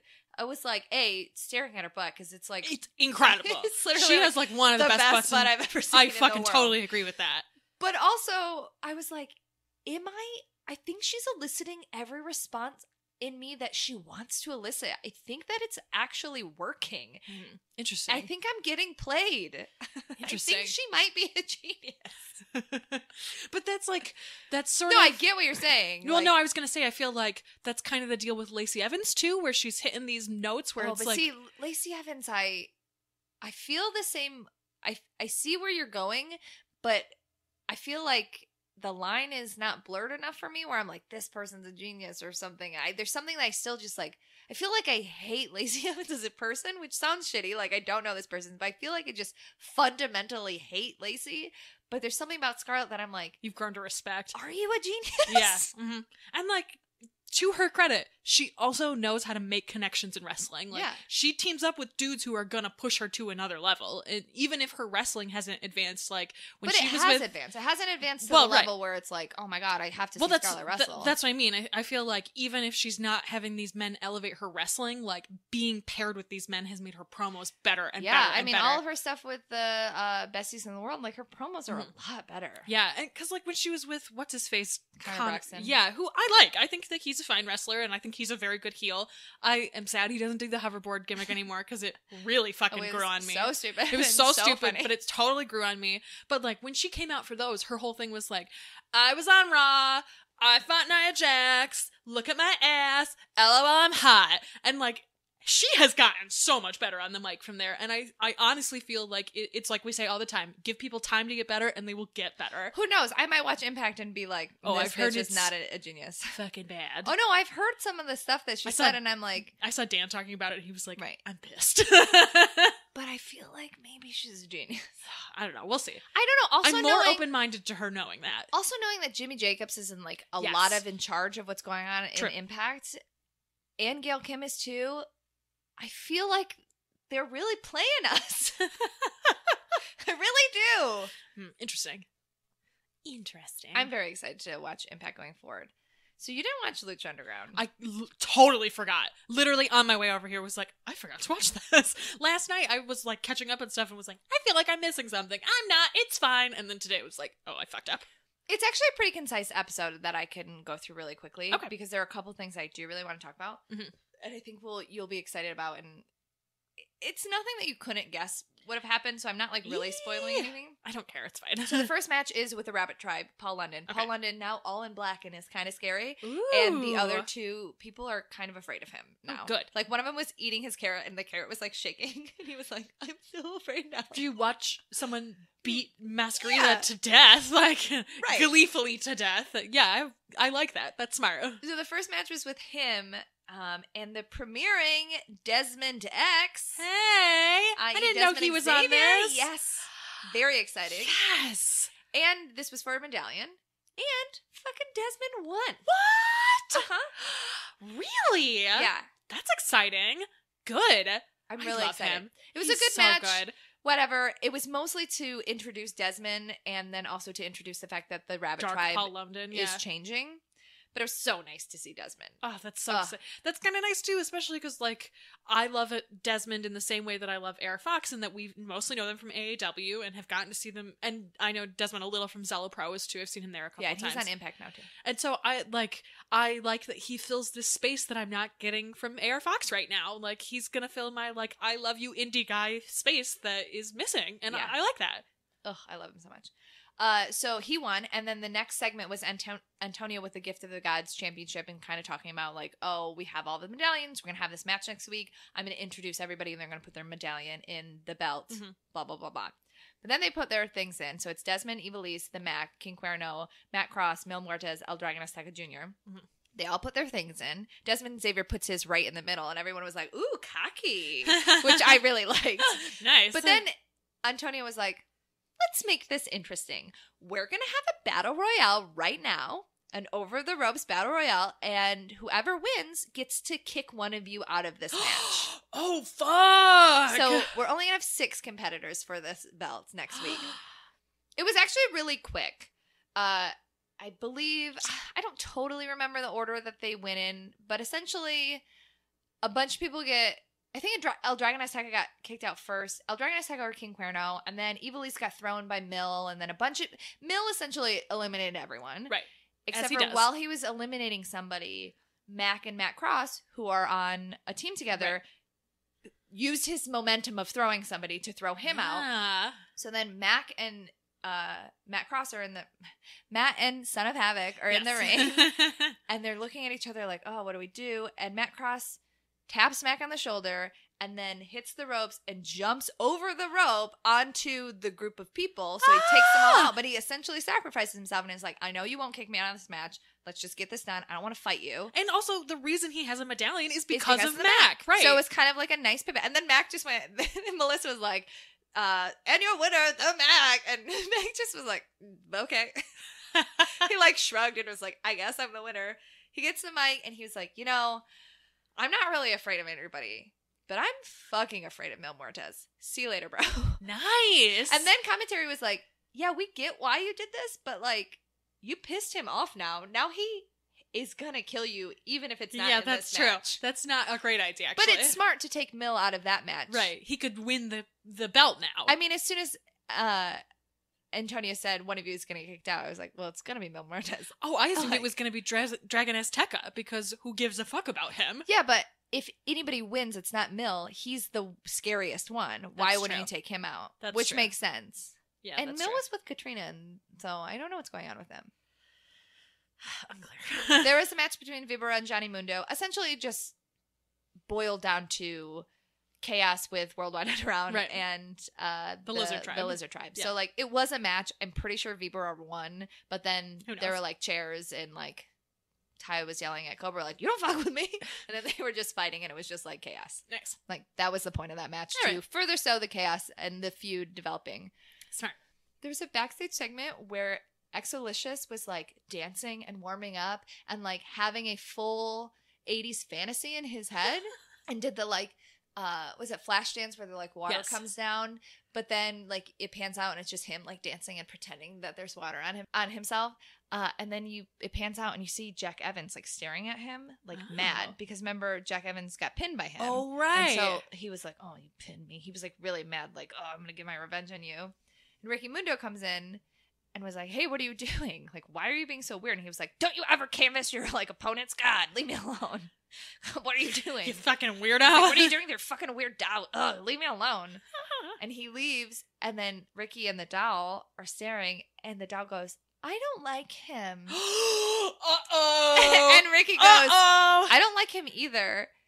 And then the doll says, why don't you do to him what you did to Angelico? And then Ricky says, well, I don't think Johnny would like that. And then the doll says, who do you live for? Johnny or yourself? Oh, shit. So the doll is wrecking havoc. I mean, that's how they're going to write Jack Evans off this series. Fucking smart. They're going to have Ricky Mundo and this creepy doll. I love that murder like, him. That has just become canon too. That's why Angelico is gone. Yeah. Like we don't ever need to address this again. He's just gone. Ricky Mundo murdered him in a terrible way. I guess fucking murdered him in a doll cemetery. Like, I mean, are we going to see like Ricky Mundo like in his like? Does he like make dolls out of them or something? Like, is it going to be really creepy or is it just murder? I legit just had this like flash of him going to the doll island and Angelico and Jack Evans are literally just hanging in the tree. Fucked. The main event was Pentagon versus Cage. It was a good match. Pentagon obviously won, but the important thing about it is Pentagon goes to break Cage's arm and Cage like lifts Pentagon up and is like, yeah, you may have won, but you cannot break my arm because I'm a fucking machine. Nice. So it was really effective because Pentagon still has the belt, right? But you still establish Cage as like, yeah, I'm not just somebody that you can beat and break my fucking arm. Right. Like, I'm a machine. That's awesome. I'm made of metal. Awesome. Metal is hard to break. Yeah, it's true. Want to talk about your boo? Always. Literally always. So do it. God. I mean, it could be any number of boos, but I'm assuming you're talking about Drewboo. Yeah, you're Drewboo because he is the number one contender for the I'm so Cruiserweight Championship. Right. I'm so happy about it. I watched Miz and... He fucking deserves it. Fucking absolutely. He helped carry this division when Enzo was the champion and was doing not shit. Like, he has more than earned this opportunity. And honestly, the other two matches were fine. It was Akira versus Jack Gallagher, and like, fine, whatever. They're clearly like reestablishing Akira. He had that moment with Drake Maverick, which I thought was important. And then Lucha House Party just fought some jobbers because Tony Nese couldn't be there, and neither could Grand Metalik. So they were like, I don't know, just give him some Throw these jobbers out there, yeah. Where the fuck is Arya Daivari? Did they take him off TV permanently because of the Gur shit? I don't know. I don't know what the deal is. Like, is he hurt? Somebody tell us if he's hurt. He might be hurt. Actually, now that you say that, I feel like that sounds familiar, but I'm not sure. Yeah, someone let us know what's going on with Arya Daivari. But the majority of the show, as it should be, was the main event, which was the Fatal 4-Way, TJP versus Hideo Itami versus Mustafa Ali versus Drew Gulak. This was a great match. It really was. And you know what? Like, I don't love TJP. I've soured on him a lot. He's a fucking great heel, and he did a great job in this match. Yeah. When he was doing the, like, double submission, and he just started yelling, give up! Give up! Someone give up already! It's like, this is perfect. He's good. He's a good wrestler, and he's good at that shitty little heel gimmick. Absolutely. And he's doing I a never good want to job. see him as a babyface ever again. Never should be a babyface. Never. Literally never. Because he's boring and not good at it. Yeah, They absolutely. literally made him the character with no character in Southpaw. Uh-huh. For a reason. Uh-huh. But this is a character. Mm-hmm. Yeah, I really enjoyed this. I thought it was really good. I thought it made all four of them look fucking great. I mean, they all beat the shit out of Ali for... Also, Ali's new gear? Yes.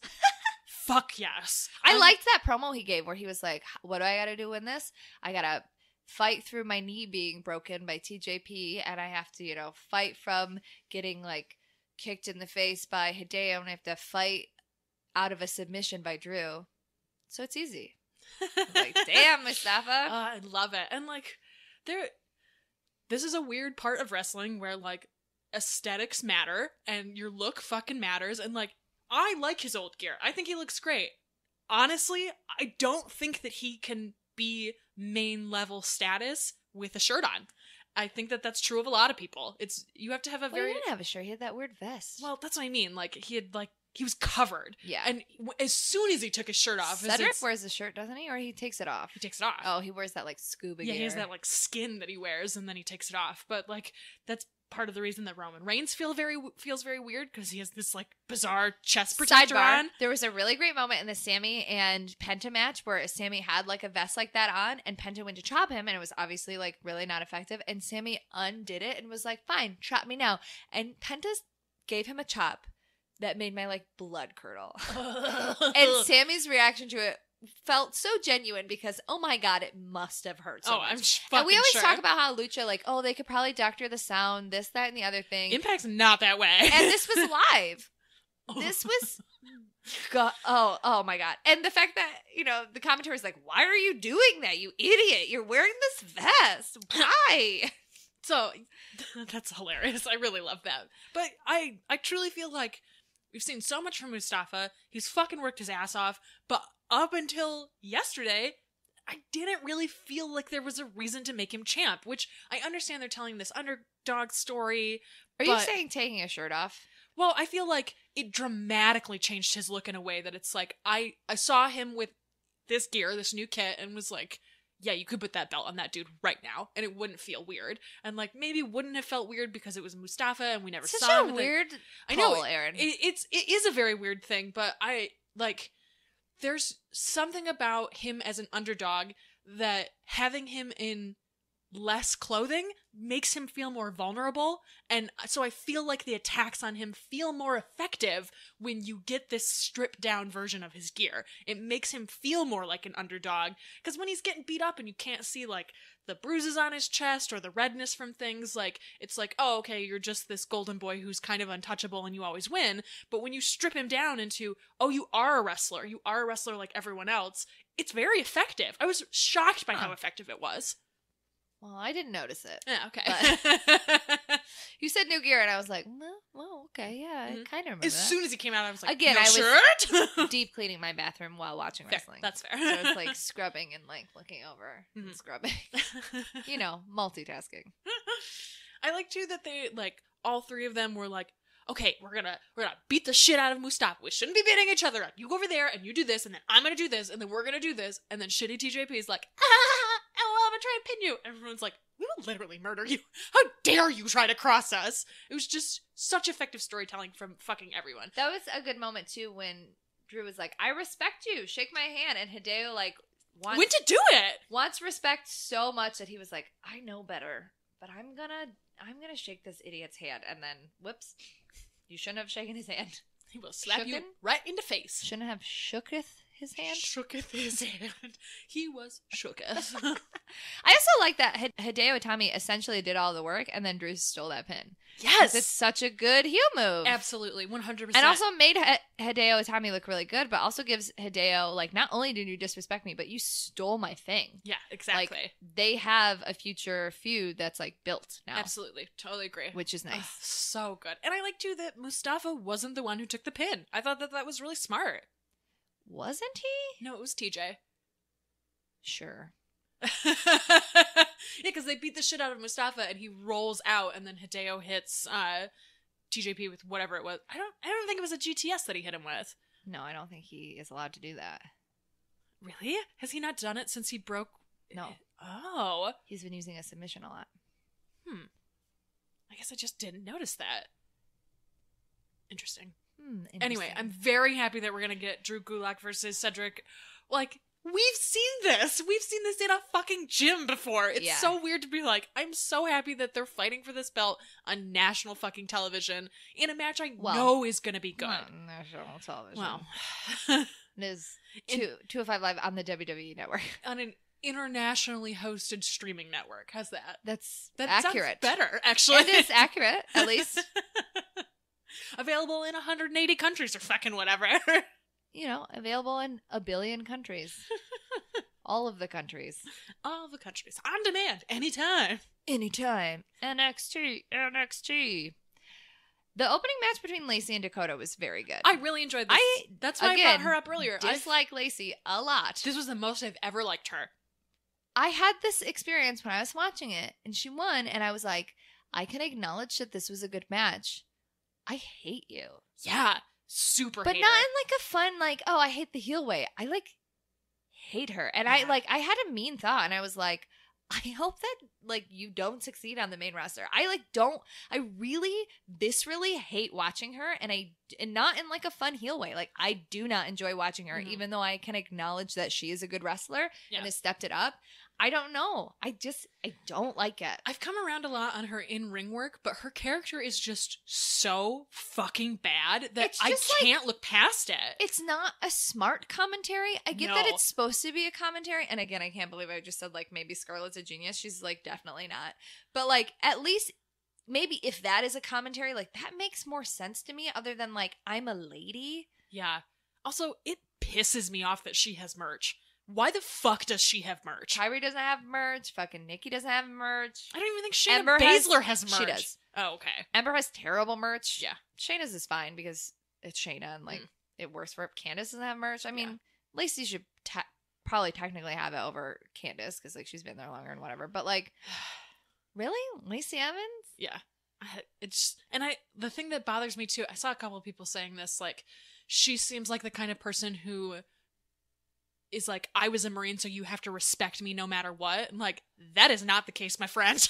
Like, thank you for your service, and I'm glad you served this country. You can still be a piece of shit and be in the army. I usually really like when heels win and then they get all up in somebody's face. Like, I love when Tessa does it, but it made me mad. I was like, it like just misses the mark for me. I just do not enjoy watching her. And her character is not good. I went from not defined. I think that's part of it. I went from like kind of liking her to acknowledging that she's good in the ring, is getting better, and liking some of her moves. There's some moves that she does, like when she does the over the rope elbow thing. Yeah. Like, I think that's effective and cool. And they did great in-ring psychology for this match, and part of that is Dakota, and part of that is Lacey. Like, you have to have two people who are good at that in order to put on a fully good in-ring psychology match.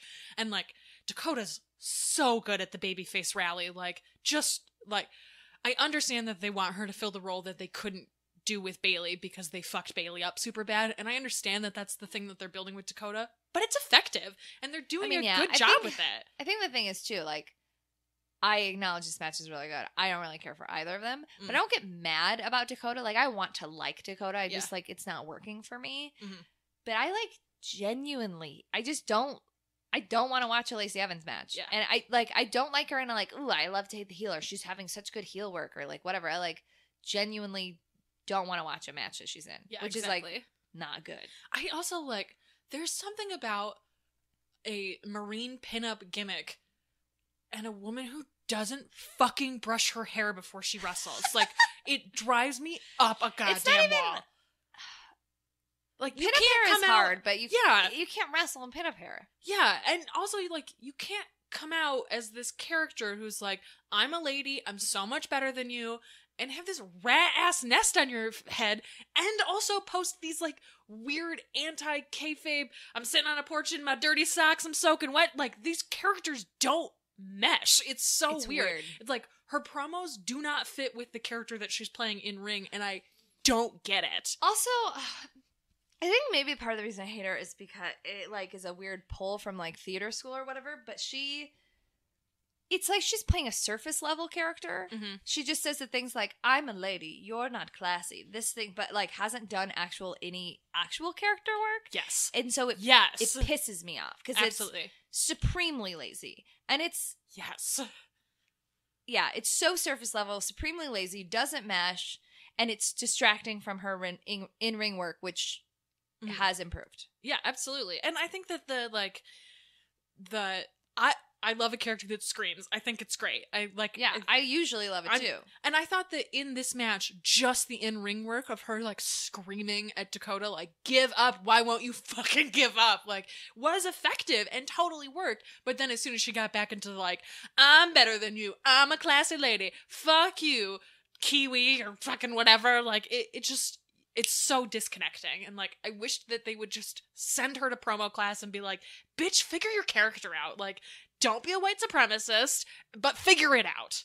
I hope she gets better. Honestly, I do. Like, they have so much talent, and they have a lot of women coming in, probably, and, like, I could live without Lacey, so. Yeah, we'll see. We'll see what happens with her. Velveteen She's blonde, Dream, so I'm sure they'll push her to the top. Velveteen Dream had that really weird video package that I loved, where he was like, in Chicago. Philadelphia. Chicago. a knockout. Fucking It was so good. loved it. It was so loved good. it. Also, nice to see, speaking of knockouts, nice to see Chris Hero actually win something. I agree. I was like trying to be timely about watching stuff, so I was trying to skip through like the commercials, and so I turned it back on literally just in time to see him punch that dude in the face, and was like, "Oh, this is the end of the match." Yeah, I mean, like, it was short as fuck. I know. I was like, I only fast forwarded like a minute. I don't know what just happened. So I was very excited to see that Chris Hero got a win. Cash Sono, fucking whatever. Like, I love him. I'm glad that they remembered he works there. And it's effective. It's super effective. Also, speaking to go back to the promo about Velveteen Dream, I forgot he fought him. I completely forgot that they fought. Yeah, because that was one of the ones where we're like, Chris Hero's obviously gonna win. Like, Yeah. Velveteen Dream is young, and Chris Hero's blah blah blah, and like he beat Chris Hero, and we're like, what? Yeah, and I felt like since then they've just wholly ignored Cassius Ohno to a degree that I literally forgot that he fought anytime him. that he's on, he loses. Like, Yeah. he like tried to fight for somebody's honor and then lost. And Yeah, like, that's True. So I mean, even if he's fighting a jobber, like, at least he won. EC3 had that weird like walking promo where he was like, I fucking loved this. I thought it was so good. Like, I know EC3, but I didn't watch him like you did. He's you not didn't worship at the altar of EC3. exactly. But I loved this. I thought this was such an effective. Like, his character has been kind of mushy on NXT, other Yeah. than like I'm hot and a 1%er. But like, what does that mean exactly? And this was a really good like beginning to end. Like, this is my character. This is what I fucking stand for. Here I am. Here's my shirt. Well, the thing about EC3 too is like, give him a mic. He's got Yes! a golden tongue. He Oh can my God. fucking talk. Watching him walk through that lobby with the dude, and he was like, "Here's my shirt. You can buy it or don't. I don't need your money. I'm rich." Like, I loved that. Like, it's such an anti-wrestling thing. Like, wrestling is so carny. Everyone wants everybody to buy their merch, and so to be like, "Buy my shirt." Nah, I don't actually need your money, so fuck you if you don't buy it. Like, I loved that. I thought it was so effective. And the guy that he was talking to, Kona, right? That's his name. Yeah, the finest. Who, yeah, the fuck you stole Bianca Belair's est thing. Like, when we saw him before, I was like, I don't give a fuck about this dude, literally at all. This promo in exchange with EC3 made me interested. I like this. Well, EC3 is gonna murder this guy. Well, 100%. But I liked too that they 1%. It felt like, yes, 1%. This felt to me like they kind of let the chains off of EC3 in a way that they are not willing to do with many people, especially in WWE as a whole, but in NXT they're a little more loose about it.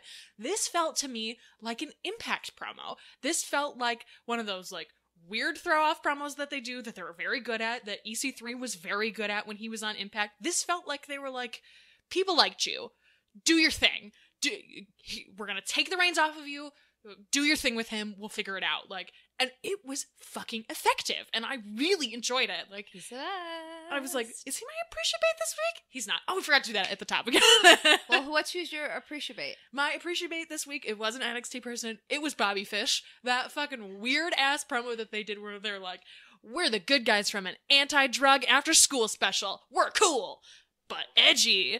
I like that at the end they threw the Undisputed Era thing up and Bobby's holding that fucking trophy and he just went, guys, I can't do the thing because I don't have any hands, and then just raised his eyebrow at the camera. I was like, Bobby Fish, Daddy Bobby, you're fucking hot as hell, and I like that they're finding ways to continue including him. Yes, I really like that. I think it's super smart, and like, this is a great avenue for that. Let him be a shitty weirdo who looks hot as hell and is also like, I'm still working. So I appreciate Bobby Fish this week.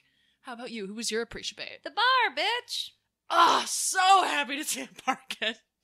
So happy. I'm so happy to see them. After fucking... And in their cool, like, customized kits. Yeah, those were super Those were cool. dope. I really liked that. I would definitely agree with that. Cesaro's hot. Ugh. Sheamus is hot. They're also So- good wrestlers, and I'm Ugh. excited to see them wrestle the Usos next week. Mhm. Like, I'm that's glad gonna that- be a good match. I'm so glad that they like remembered that they exist, and after weeks of us being like, "Where the Honestly, fuck's the bar?" They should let the bar fight the Bludgeon Brothers because they fuck them over so much. Yeah, absolutely. Also, it's so weird to at this point have gone up to like they've beat everyone except the bar, who we've completely forgotten about. So it feels like appropriate. I assume that they will be the ones in the final match. They fucking better be. We fucking better be. Oh my god, they fucking better be.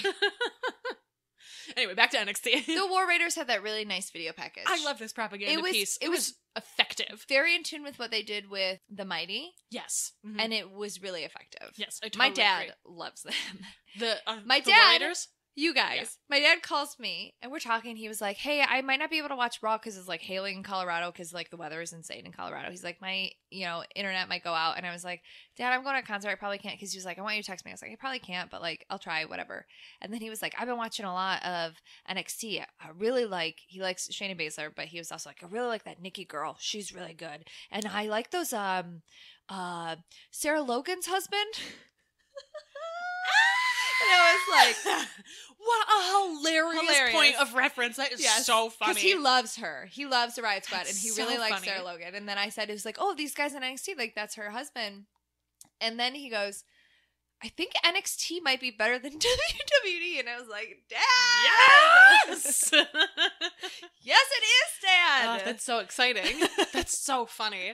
It's funny because your dad seems like the kind of demographic WWE normally writes for. Into the Bludgeon Brothers. Yeah. And hates Kevin Owens because he's a bad guy. And like, my dad is, my dad. He's a mark. He's a traditional mark. He gets duped by WWE a lot. But like, it's fun to like interact with him more and like him hear like my opinions and kind of like what I like. And he's like, "Oh yeah, I see that." Because I was like, "You gotta watch NXT." He loved Nikki Cross live. Like he loved that. And so he's like, "Oh, I really like Nikki Cross. I've been watching it and I like Shayna and Sarah Logan's husband."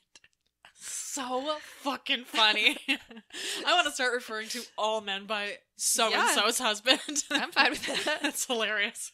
Reparations, bitch. Like, you're all the other person's significant other.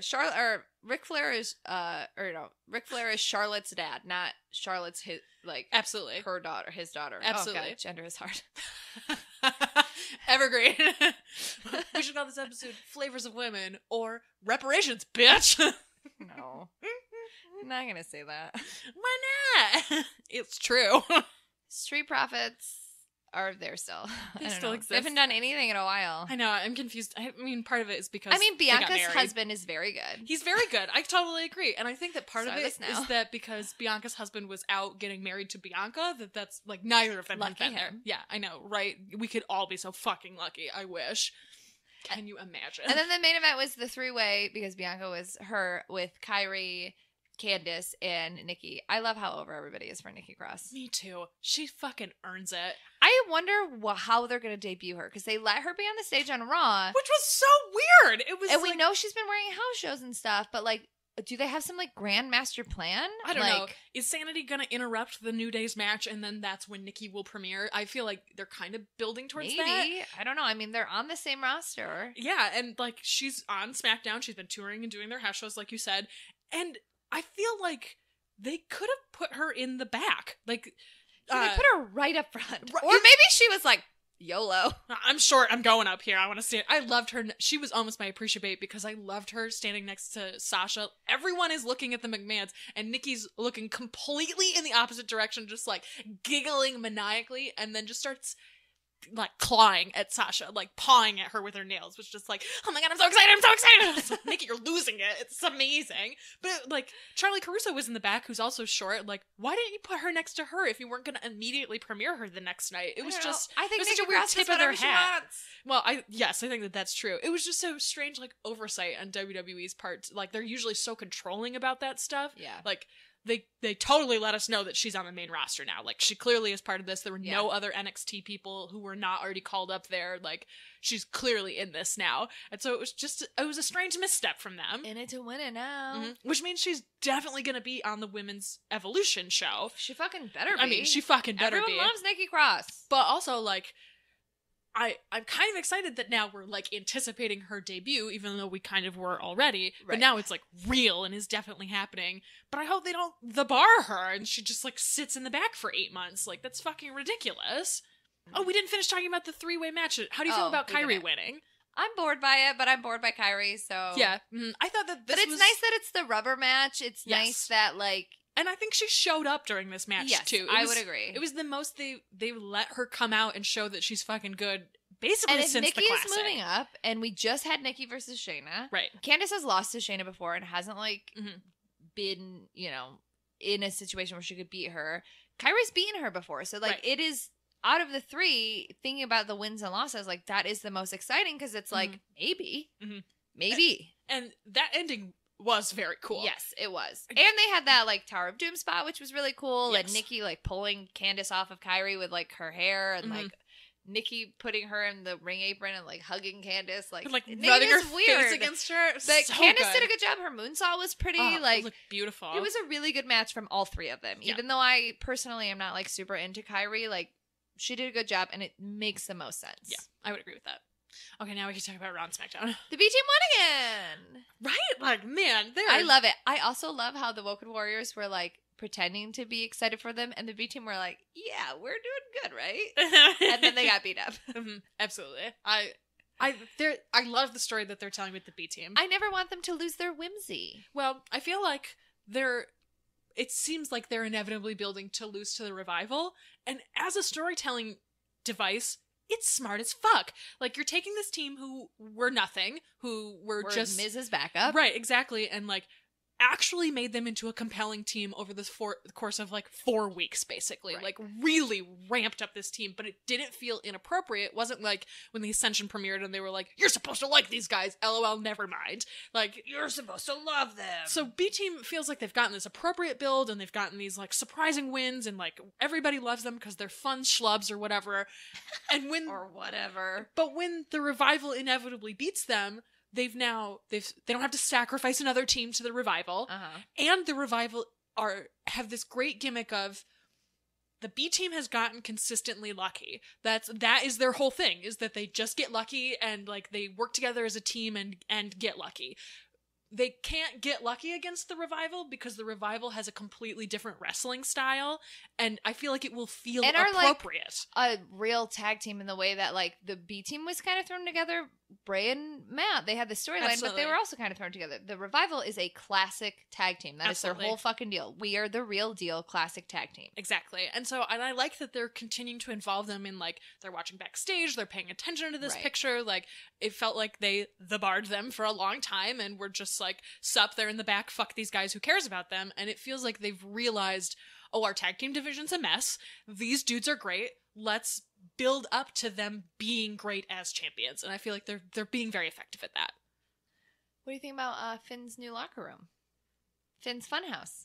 I laughed really hard. I thought it was very funny. I liked that Finn was like aggressively excited about it. I like how Thanks, Corbin. Corbin was like, haha, I got you, nerd. And then Finn was like, this is cool. I've and he was always wanted one of his. Damn it, nerd.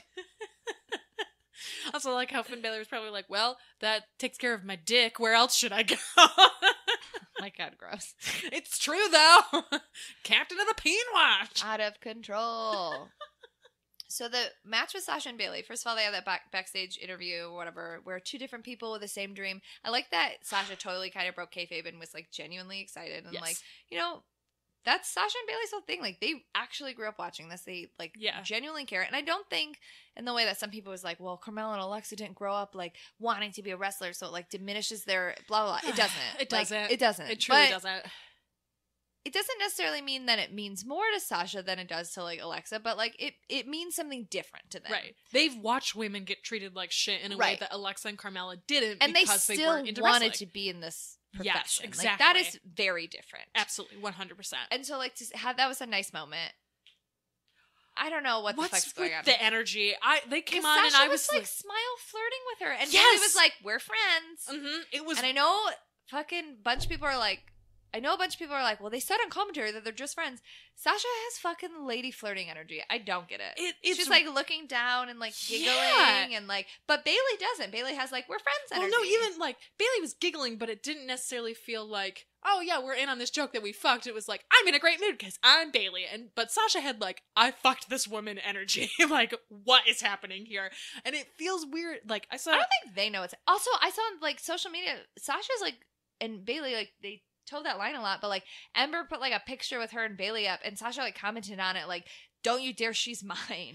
Like, stuff like that. That's why people are confused, because it is confusing. Right, exactly. And commentary can say over and over, they love each other like sisters, but the stuff that they're doing and the stuff that they're doing on social media and stuff, it is confusing. And I feel like honestly it all boils down to, these are all lines that are being written by men. Yeah, but And- Sasha's choosing to like look down and giggle and stuff. Well, like I it feel is a like- choice. Well, it is a choice, but I also feel like, how the fuck else is she supposed to handle this? Like, these I don't know, lines bro. have "we fucked" energy, and like, if you're or just I want to fuck. right, and if you're just delivering these like totally deadpan, like that doesn't work either.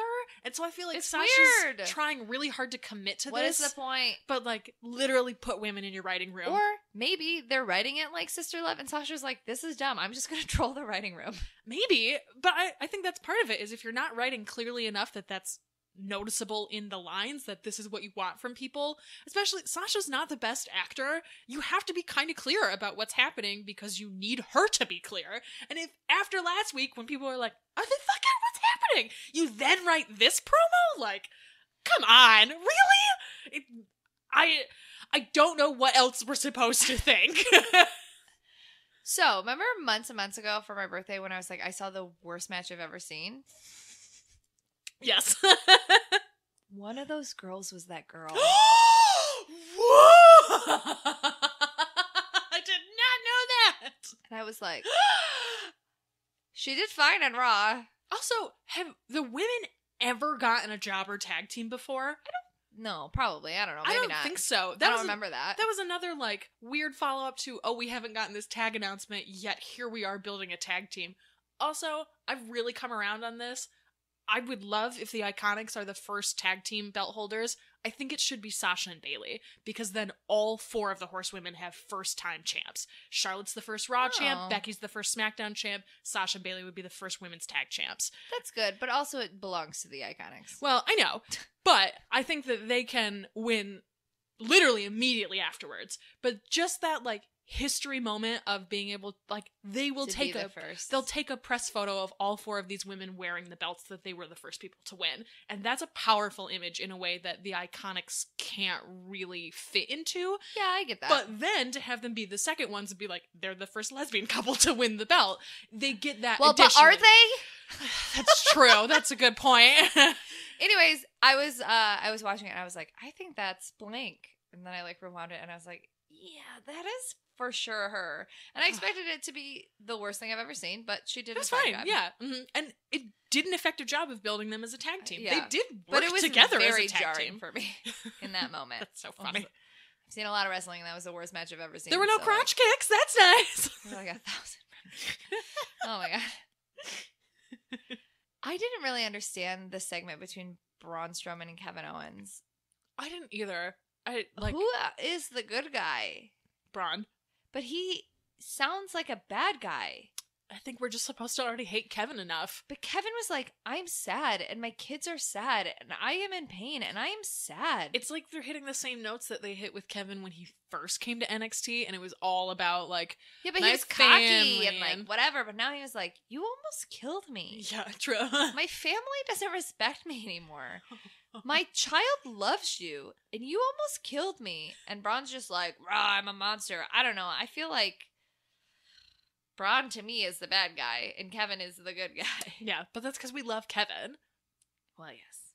For people who aren't in love with Kevin, Also, I bet it's satisfying to see a heel grovel. Fuck is going on with Jinder Mahal?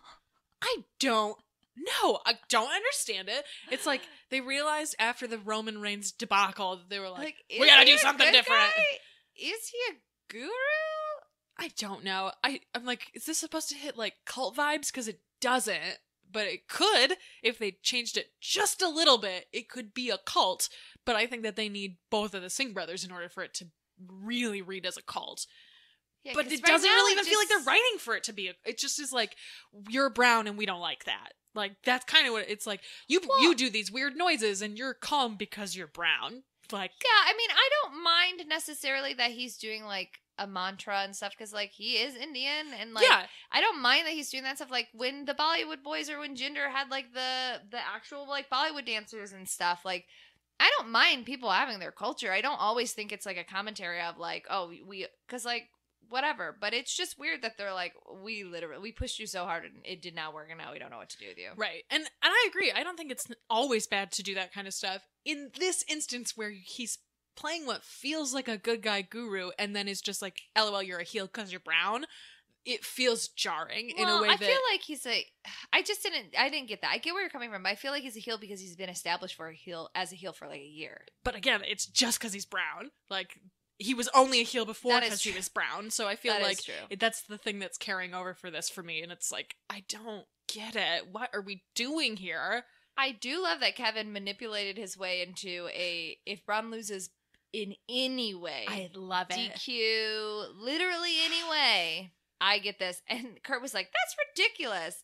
And also like how Kevin was like, Kurt has like had a vendetta for me. And Kurt like has been like gleeful about it. And Kurt like looked ashamed in front of his boss. And then I love that like Stephanie was like, this is a great idea and Kevin deserves this. Yeah, I liked that Make a lot. It so. Also, I really want him to win. I want him to take it from Braun. I think it's smart. Braun doesn't need that. Straight up does not need that briefcase. I understood why they did it with him, with the monster raising the money in the bank and then having this gimmick of monster in the bank, but like truly he does not need it in order to beat literally whoever is the champion. So I like the idea of Kevin having it, and like Kevin's great. And everyone has been complaining, not everyone, because I've enjoyed Kevin stuff because I enjoy Kevin, but like, oh, this isn't a good place for Kevin, blah, blah, blah, blah, blah. But Kevin is way more menacing with the Money in the Bank contract to me. And it's SummerSlam, and like, we know that there's going to be big deal shit going on. There are rumors that Jericho is going to be there. If Jericho runs out and bashes Kevin in the face and Kevin wins from that, how fucking satisfying is that? Like, what great long-term storytelling in order to put that in. Or even have Sammy come out and like pop him in the face and be like, bro, you won the briefcase, buy him off with my fucking rotators, and then just dips. Like, there are so many ways to make Kevin win in ways that would be satisfying because Kevin has been such a shitty heel up until now. Yeah. Like, it's smart storytelling in a way that I was not anticipating with Braun with the briefcase. Natty versus Mickey was fine. It was just like, I don't know, put them in a match. Throw these women on there. What the fuck was going on with Mickey's gear? I don't know. This weird gladiator outfit. I don't hate it. I think that it's color blocked wrong. I think that I hate it. It looks like honestly football gear. Yes, I honestly think if you took those football pads, because there's the 2 layers of gold, stupid. It doesn't work.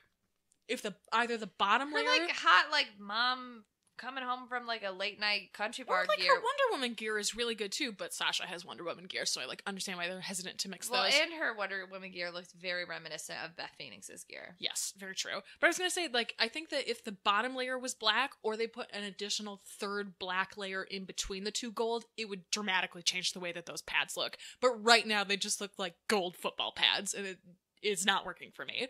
When she was out there for the announcement of Evolution, Dev and I were both like, what the fuck is she wearing? What is happening right now? And like, I like her. I want to be excited to see her. And all I could concentrate on was, what is happening here?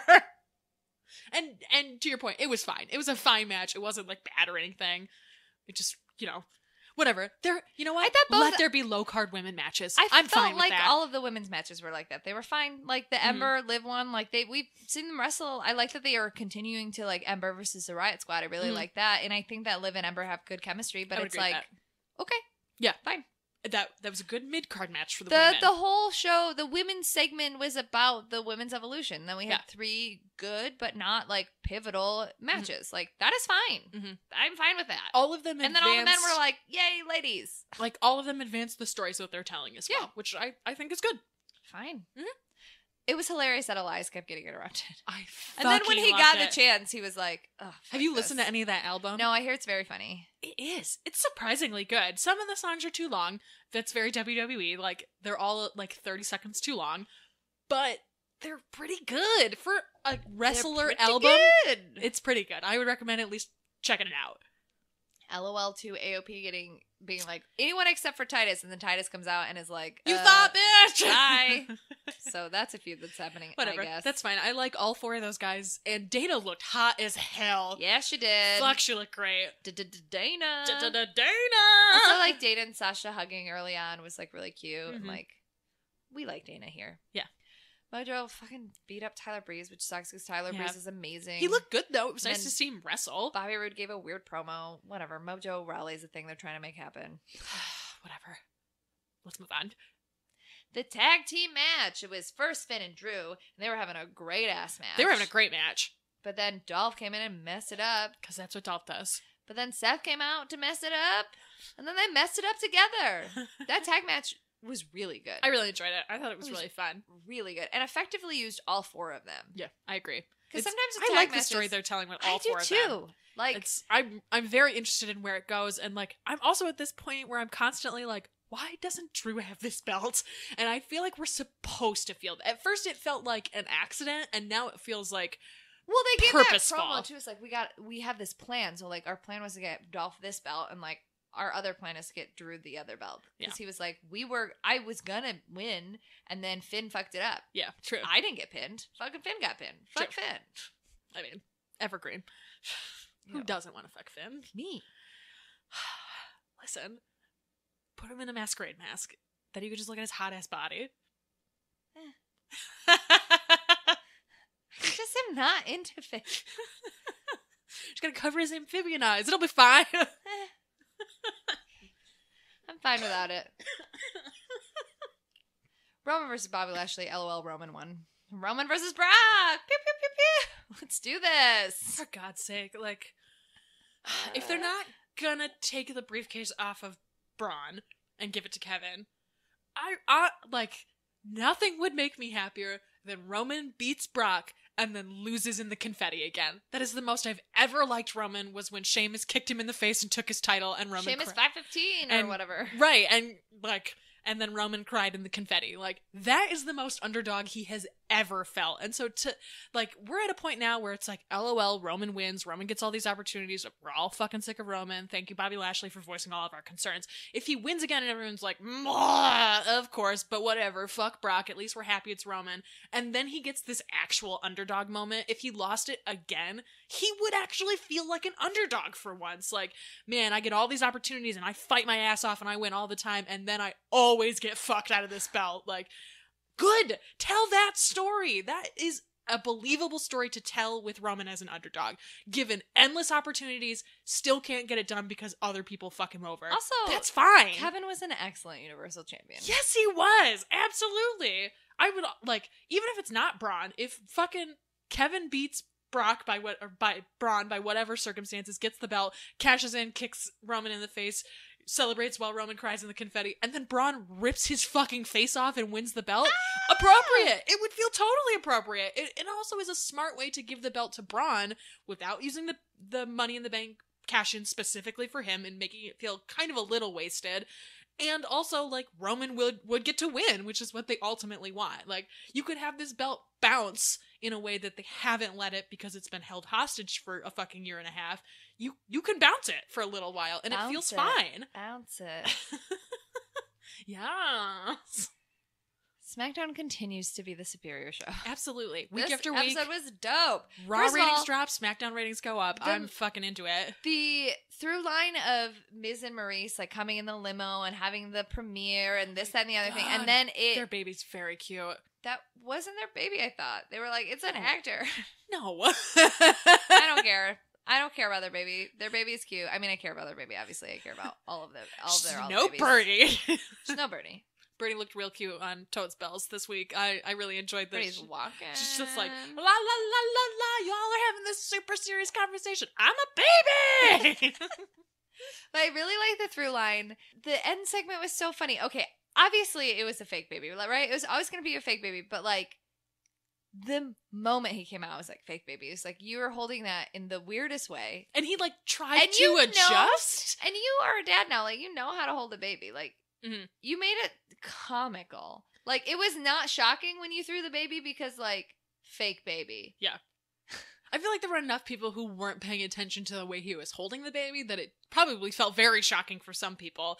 But I personally left when they tried to figure out how to get into the ring, because you didn't know then for certain that it was a fake baby. I did. Well, they had this moment where he looks at her like, from the moment they came out, it was a fake baby. It was so obvious. It was the most fake baby I've ever seen in my life. Fake covering her ears, and then as soon as he got on the mic, it was like, that's clearly not a baby. There's no way you would fuck your own baby's ears up by having this microphone literally right next to her face. Like, we all know that. Come on, get out of here. But I love when they tried to go through the ropes, and they had this moment of like, they looked at each other, and she was like, I'll try and push this rope in so you can like bend over with the baby. But I think part of that was that they realized we have to pretend this is a real baby. But if I bend over too far, people are going to be able to see that this is not a real baby. And so I like that they had this like very human moment of like, how the fuck do we get into this ring? This baby was the most fake baby from the moment they walked out. It was like so distracting. Listen, you work with babies. You understand when a baby's fake. A lot of people have never even held a baby and have no idea what that entails. I have a lot of experience with babies. I agree. I saw your tweet from Cage Side. That is 100% not a baby in that Bjorn. Like, thank you, girl. I agree. But on the same moment, like, I understand that probably was very shocking for some people. Ugh. People without baby experience. Daniel caught it real nice. If it was a real baby, that baby would have been fine. I loved his dad mode protection of like, ah! Fooled Daniel Bryan. But then it just seamlessly went to Ms. and Mrs. It was like, nice. It felt like they did a great job on SmackDown of building up to Ms. and Mrs. so that it didn't feel like a hard transition when it happened. And it was nice. Like, it's not official for Bryan and Miz yet, but like, we know that's what's going to happen. Coming, and they're doing a good job, like, reigniting the feud. Yes, absolutely. Like, my complaints before when they did Team Hell No is that it felt like they were trading on nostalgia in a way with Daniel, and this with Miz feels like, all right, this is nostalgia because we had this like conflict when you were the GM. It's nostalgia that's not 7 years ago. It was from last year. Exactly. That's what I was going to say is I feel like they're bringing a freshness to this, especially now with the babies and the dad angle. Like there is more to this. And so I'm pleased with it. I think they've been doing a good job with this slow burn, and knowing God knows that they fuck up slow burns like almost more consistently than they do anything else. So I'm glad that this is going well. Randy is mad because you are a bad audience and he's a legend killer, but he's a legend now or something. I prefer him as a heel, so I guess I'm glad he's a heel. Yeah. Don't ever make Randy Orton a good guy because it's like, literally ever. There's no reason. But also he's like, a piece of shit. Let's not. What a basic storyline. Yeah. Honestly, I would rather that he fight Jeff Hardy than fight Nakamura. Well, I feel like the end game is still Nakamura because Nakamura had the promo later where he was like making fun of Jeff Hardy, but then he was like, Randy Orton, I bite back.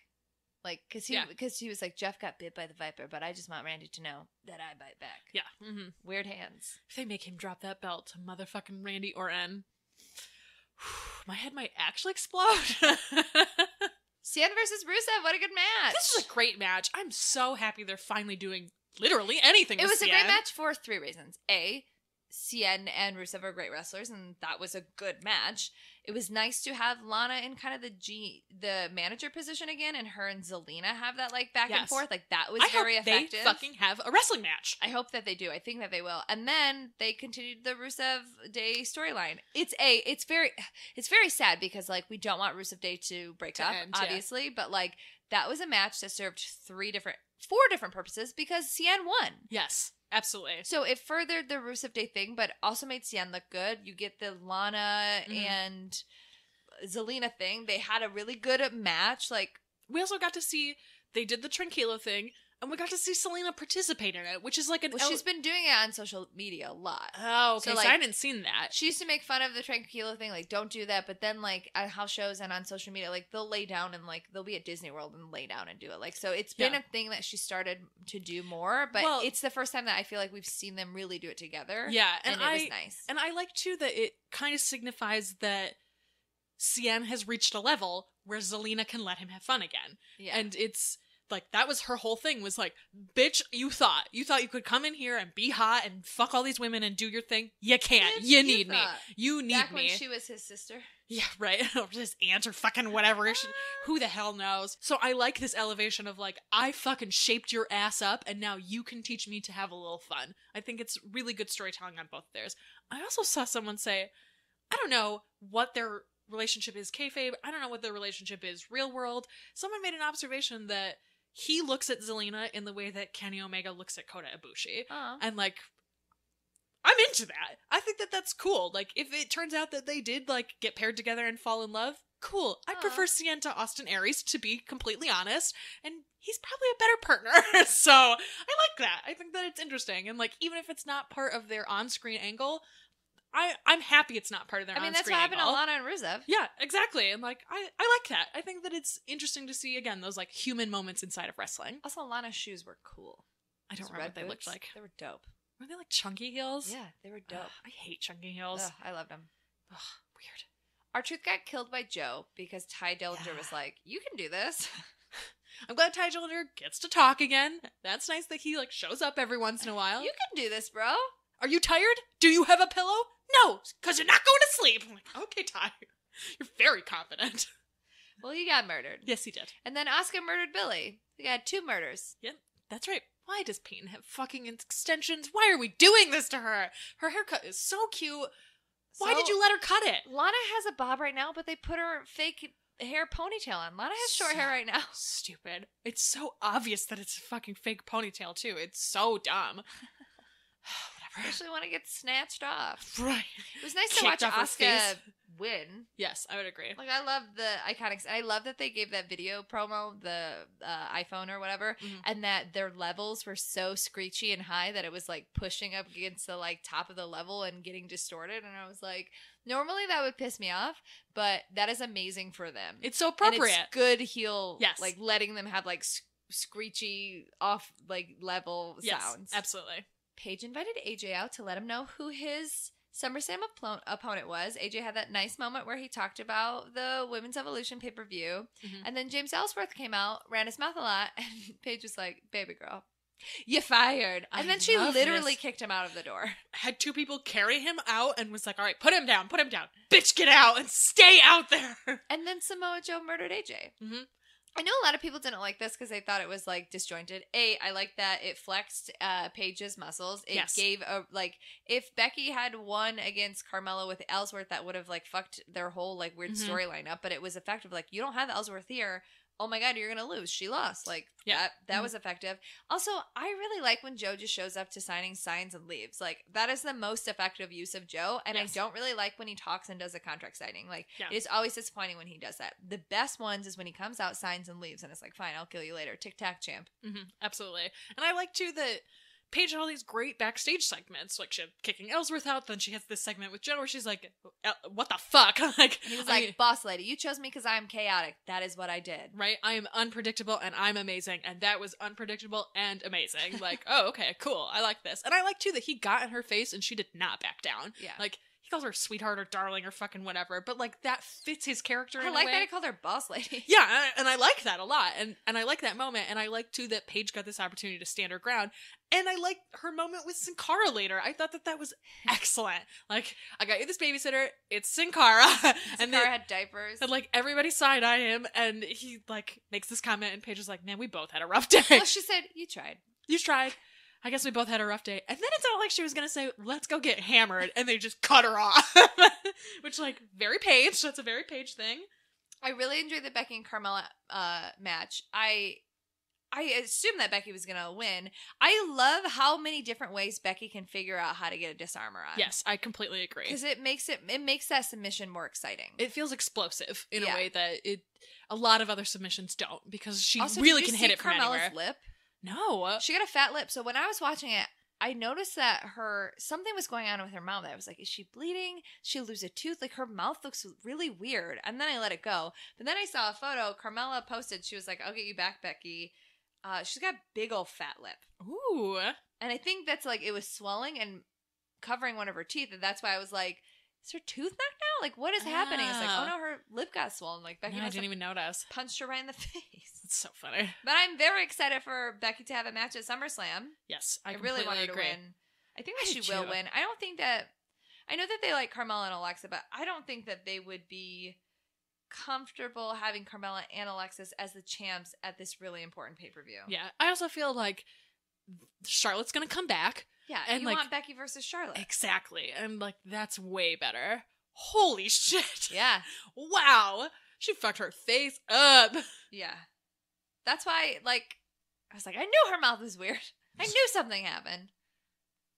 Oh, New Day beat Sanity. We had the bar. We talked about that. Yeah, we already talked The Bludgeon Brothers gave the worst promo. And then Byron Sexton went, I was like, Byron, you can't. I know you're trying to be, like, scared right now, but it just sounded like you hated that, which, same. Yeah. Mm-hmm. SmackDown was really enjoyable. I really enjoyed SmackDown. I really liked it. I thought it was very good top to bottom this week. Top to bottom. Hey. Well, now we're at the bottom of our show. Hey! All right! You can find us on the internet. I'm at Stella_Cheeks. I'm at ErinGenC. You should follow us on Not Your Demo Pod on Twitter, and you should also follow Cage-Side Seats on Twitter. You can donate to our Patreon at Not Your Demo Pod. Right? That's the Patreon. At patreon.com/NotYourDemoPod. Right. Okay. You can also buy our cool shirts. Yeah, What a Maneuver. You can send us an email at notyourdemo@gmail.com. And you should find us on iTunes, where you should rate, review, and subscribe. Yes. Tell your friends, tell your mom, tell your dad. My dad likes wrestling. Absolutely. He likes Nikki Cross and Sarah Logan's husband. So good. We So got good. 2 words for you. Bream out. Mime. Is that what you think it says? Mine. Mime. It was a joke about Total Oh. Bellas. Doofus. I said mine. No. She's not a fucking seagull. Huh? For you? Wait. Oh, shit. It was so funny. That's how mimes work, right?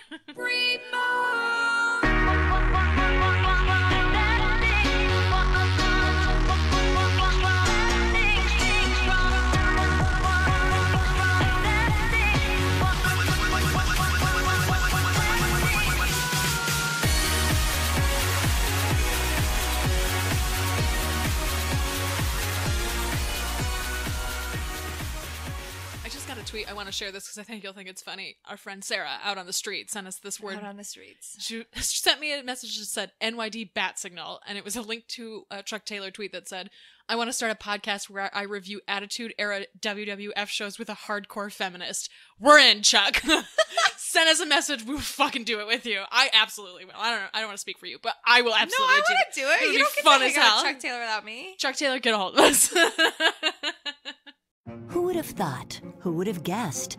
An energy company helping cars emit less. Making cars lighter is a good place to start. Advanced oils for those hard-working parts. Fuels that go further so drivers pump less. At ExxonMobil, it's what we do best. Efficiency is our driving ambition. It's full speed ahead to produce fewer emissions. Explore more about unexpected energy sources at energyfactor.com. Energy lives here. What does your morning sound like? Goodbye, baby. She's finally asleep. Hi, welcome to McDonald's. Can I get a sausage, egg, and cheese McGriddles? Here's to making your morning routine a little better with a delicious breakfast from McDonald's. Mix and match 2 of your favorites for just $4. The Sausage McMuffin with Egg and the Sausage, Egg, and Cheese McGriddles. Prices and participation may vary. Cannot be combined with any other offer or combo meal. Single item at regular price.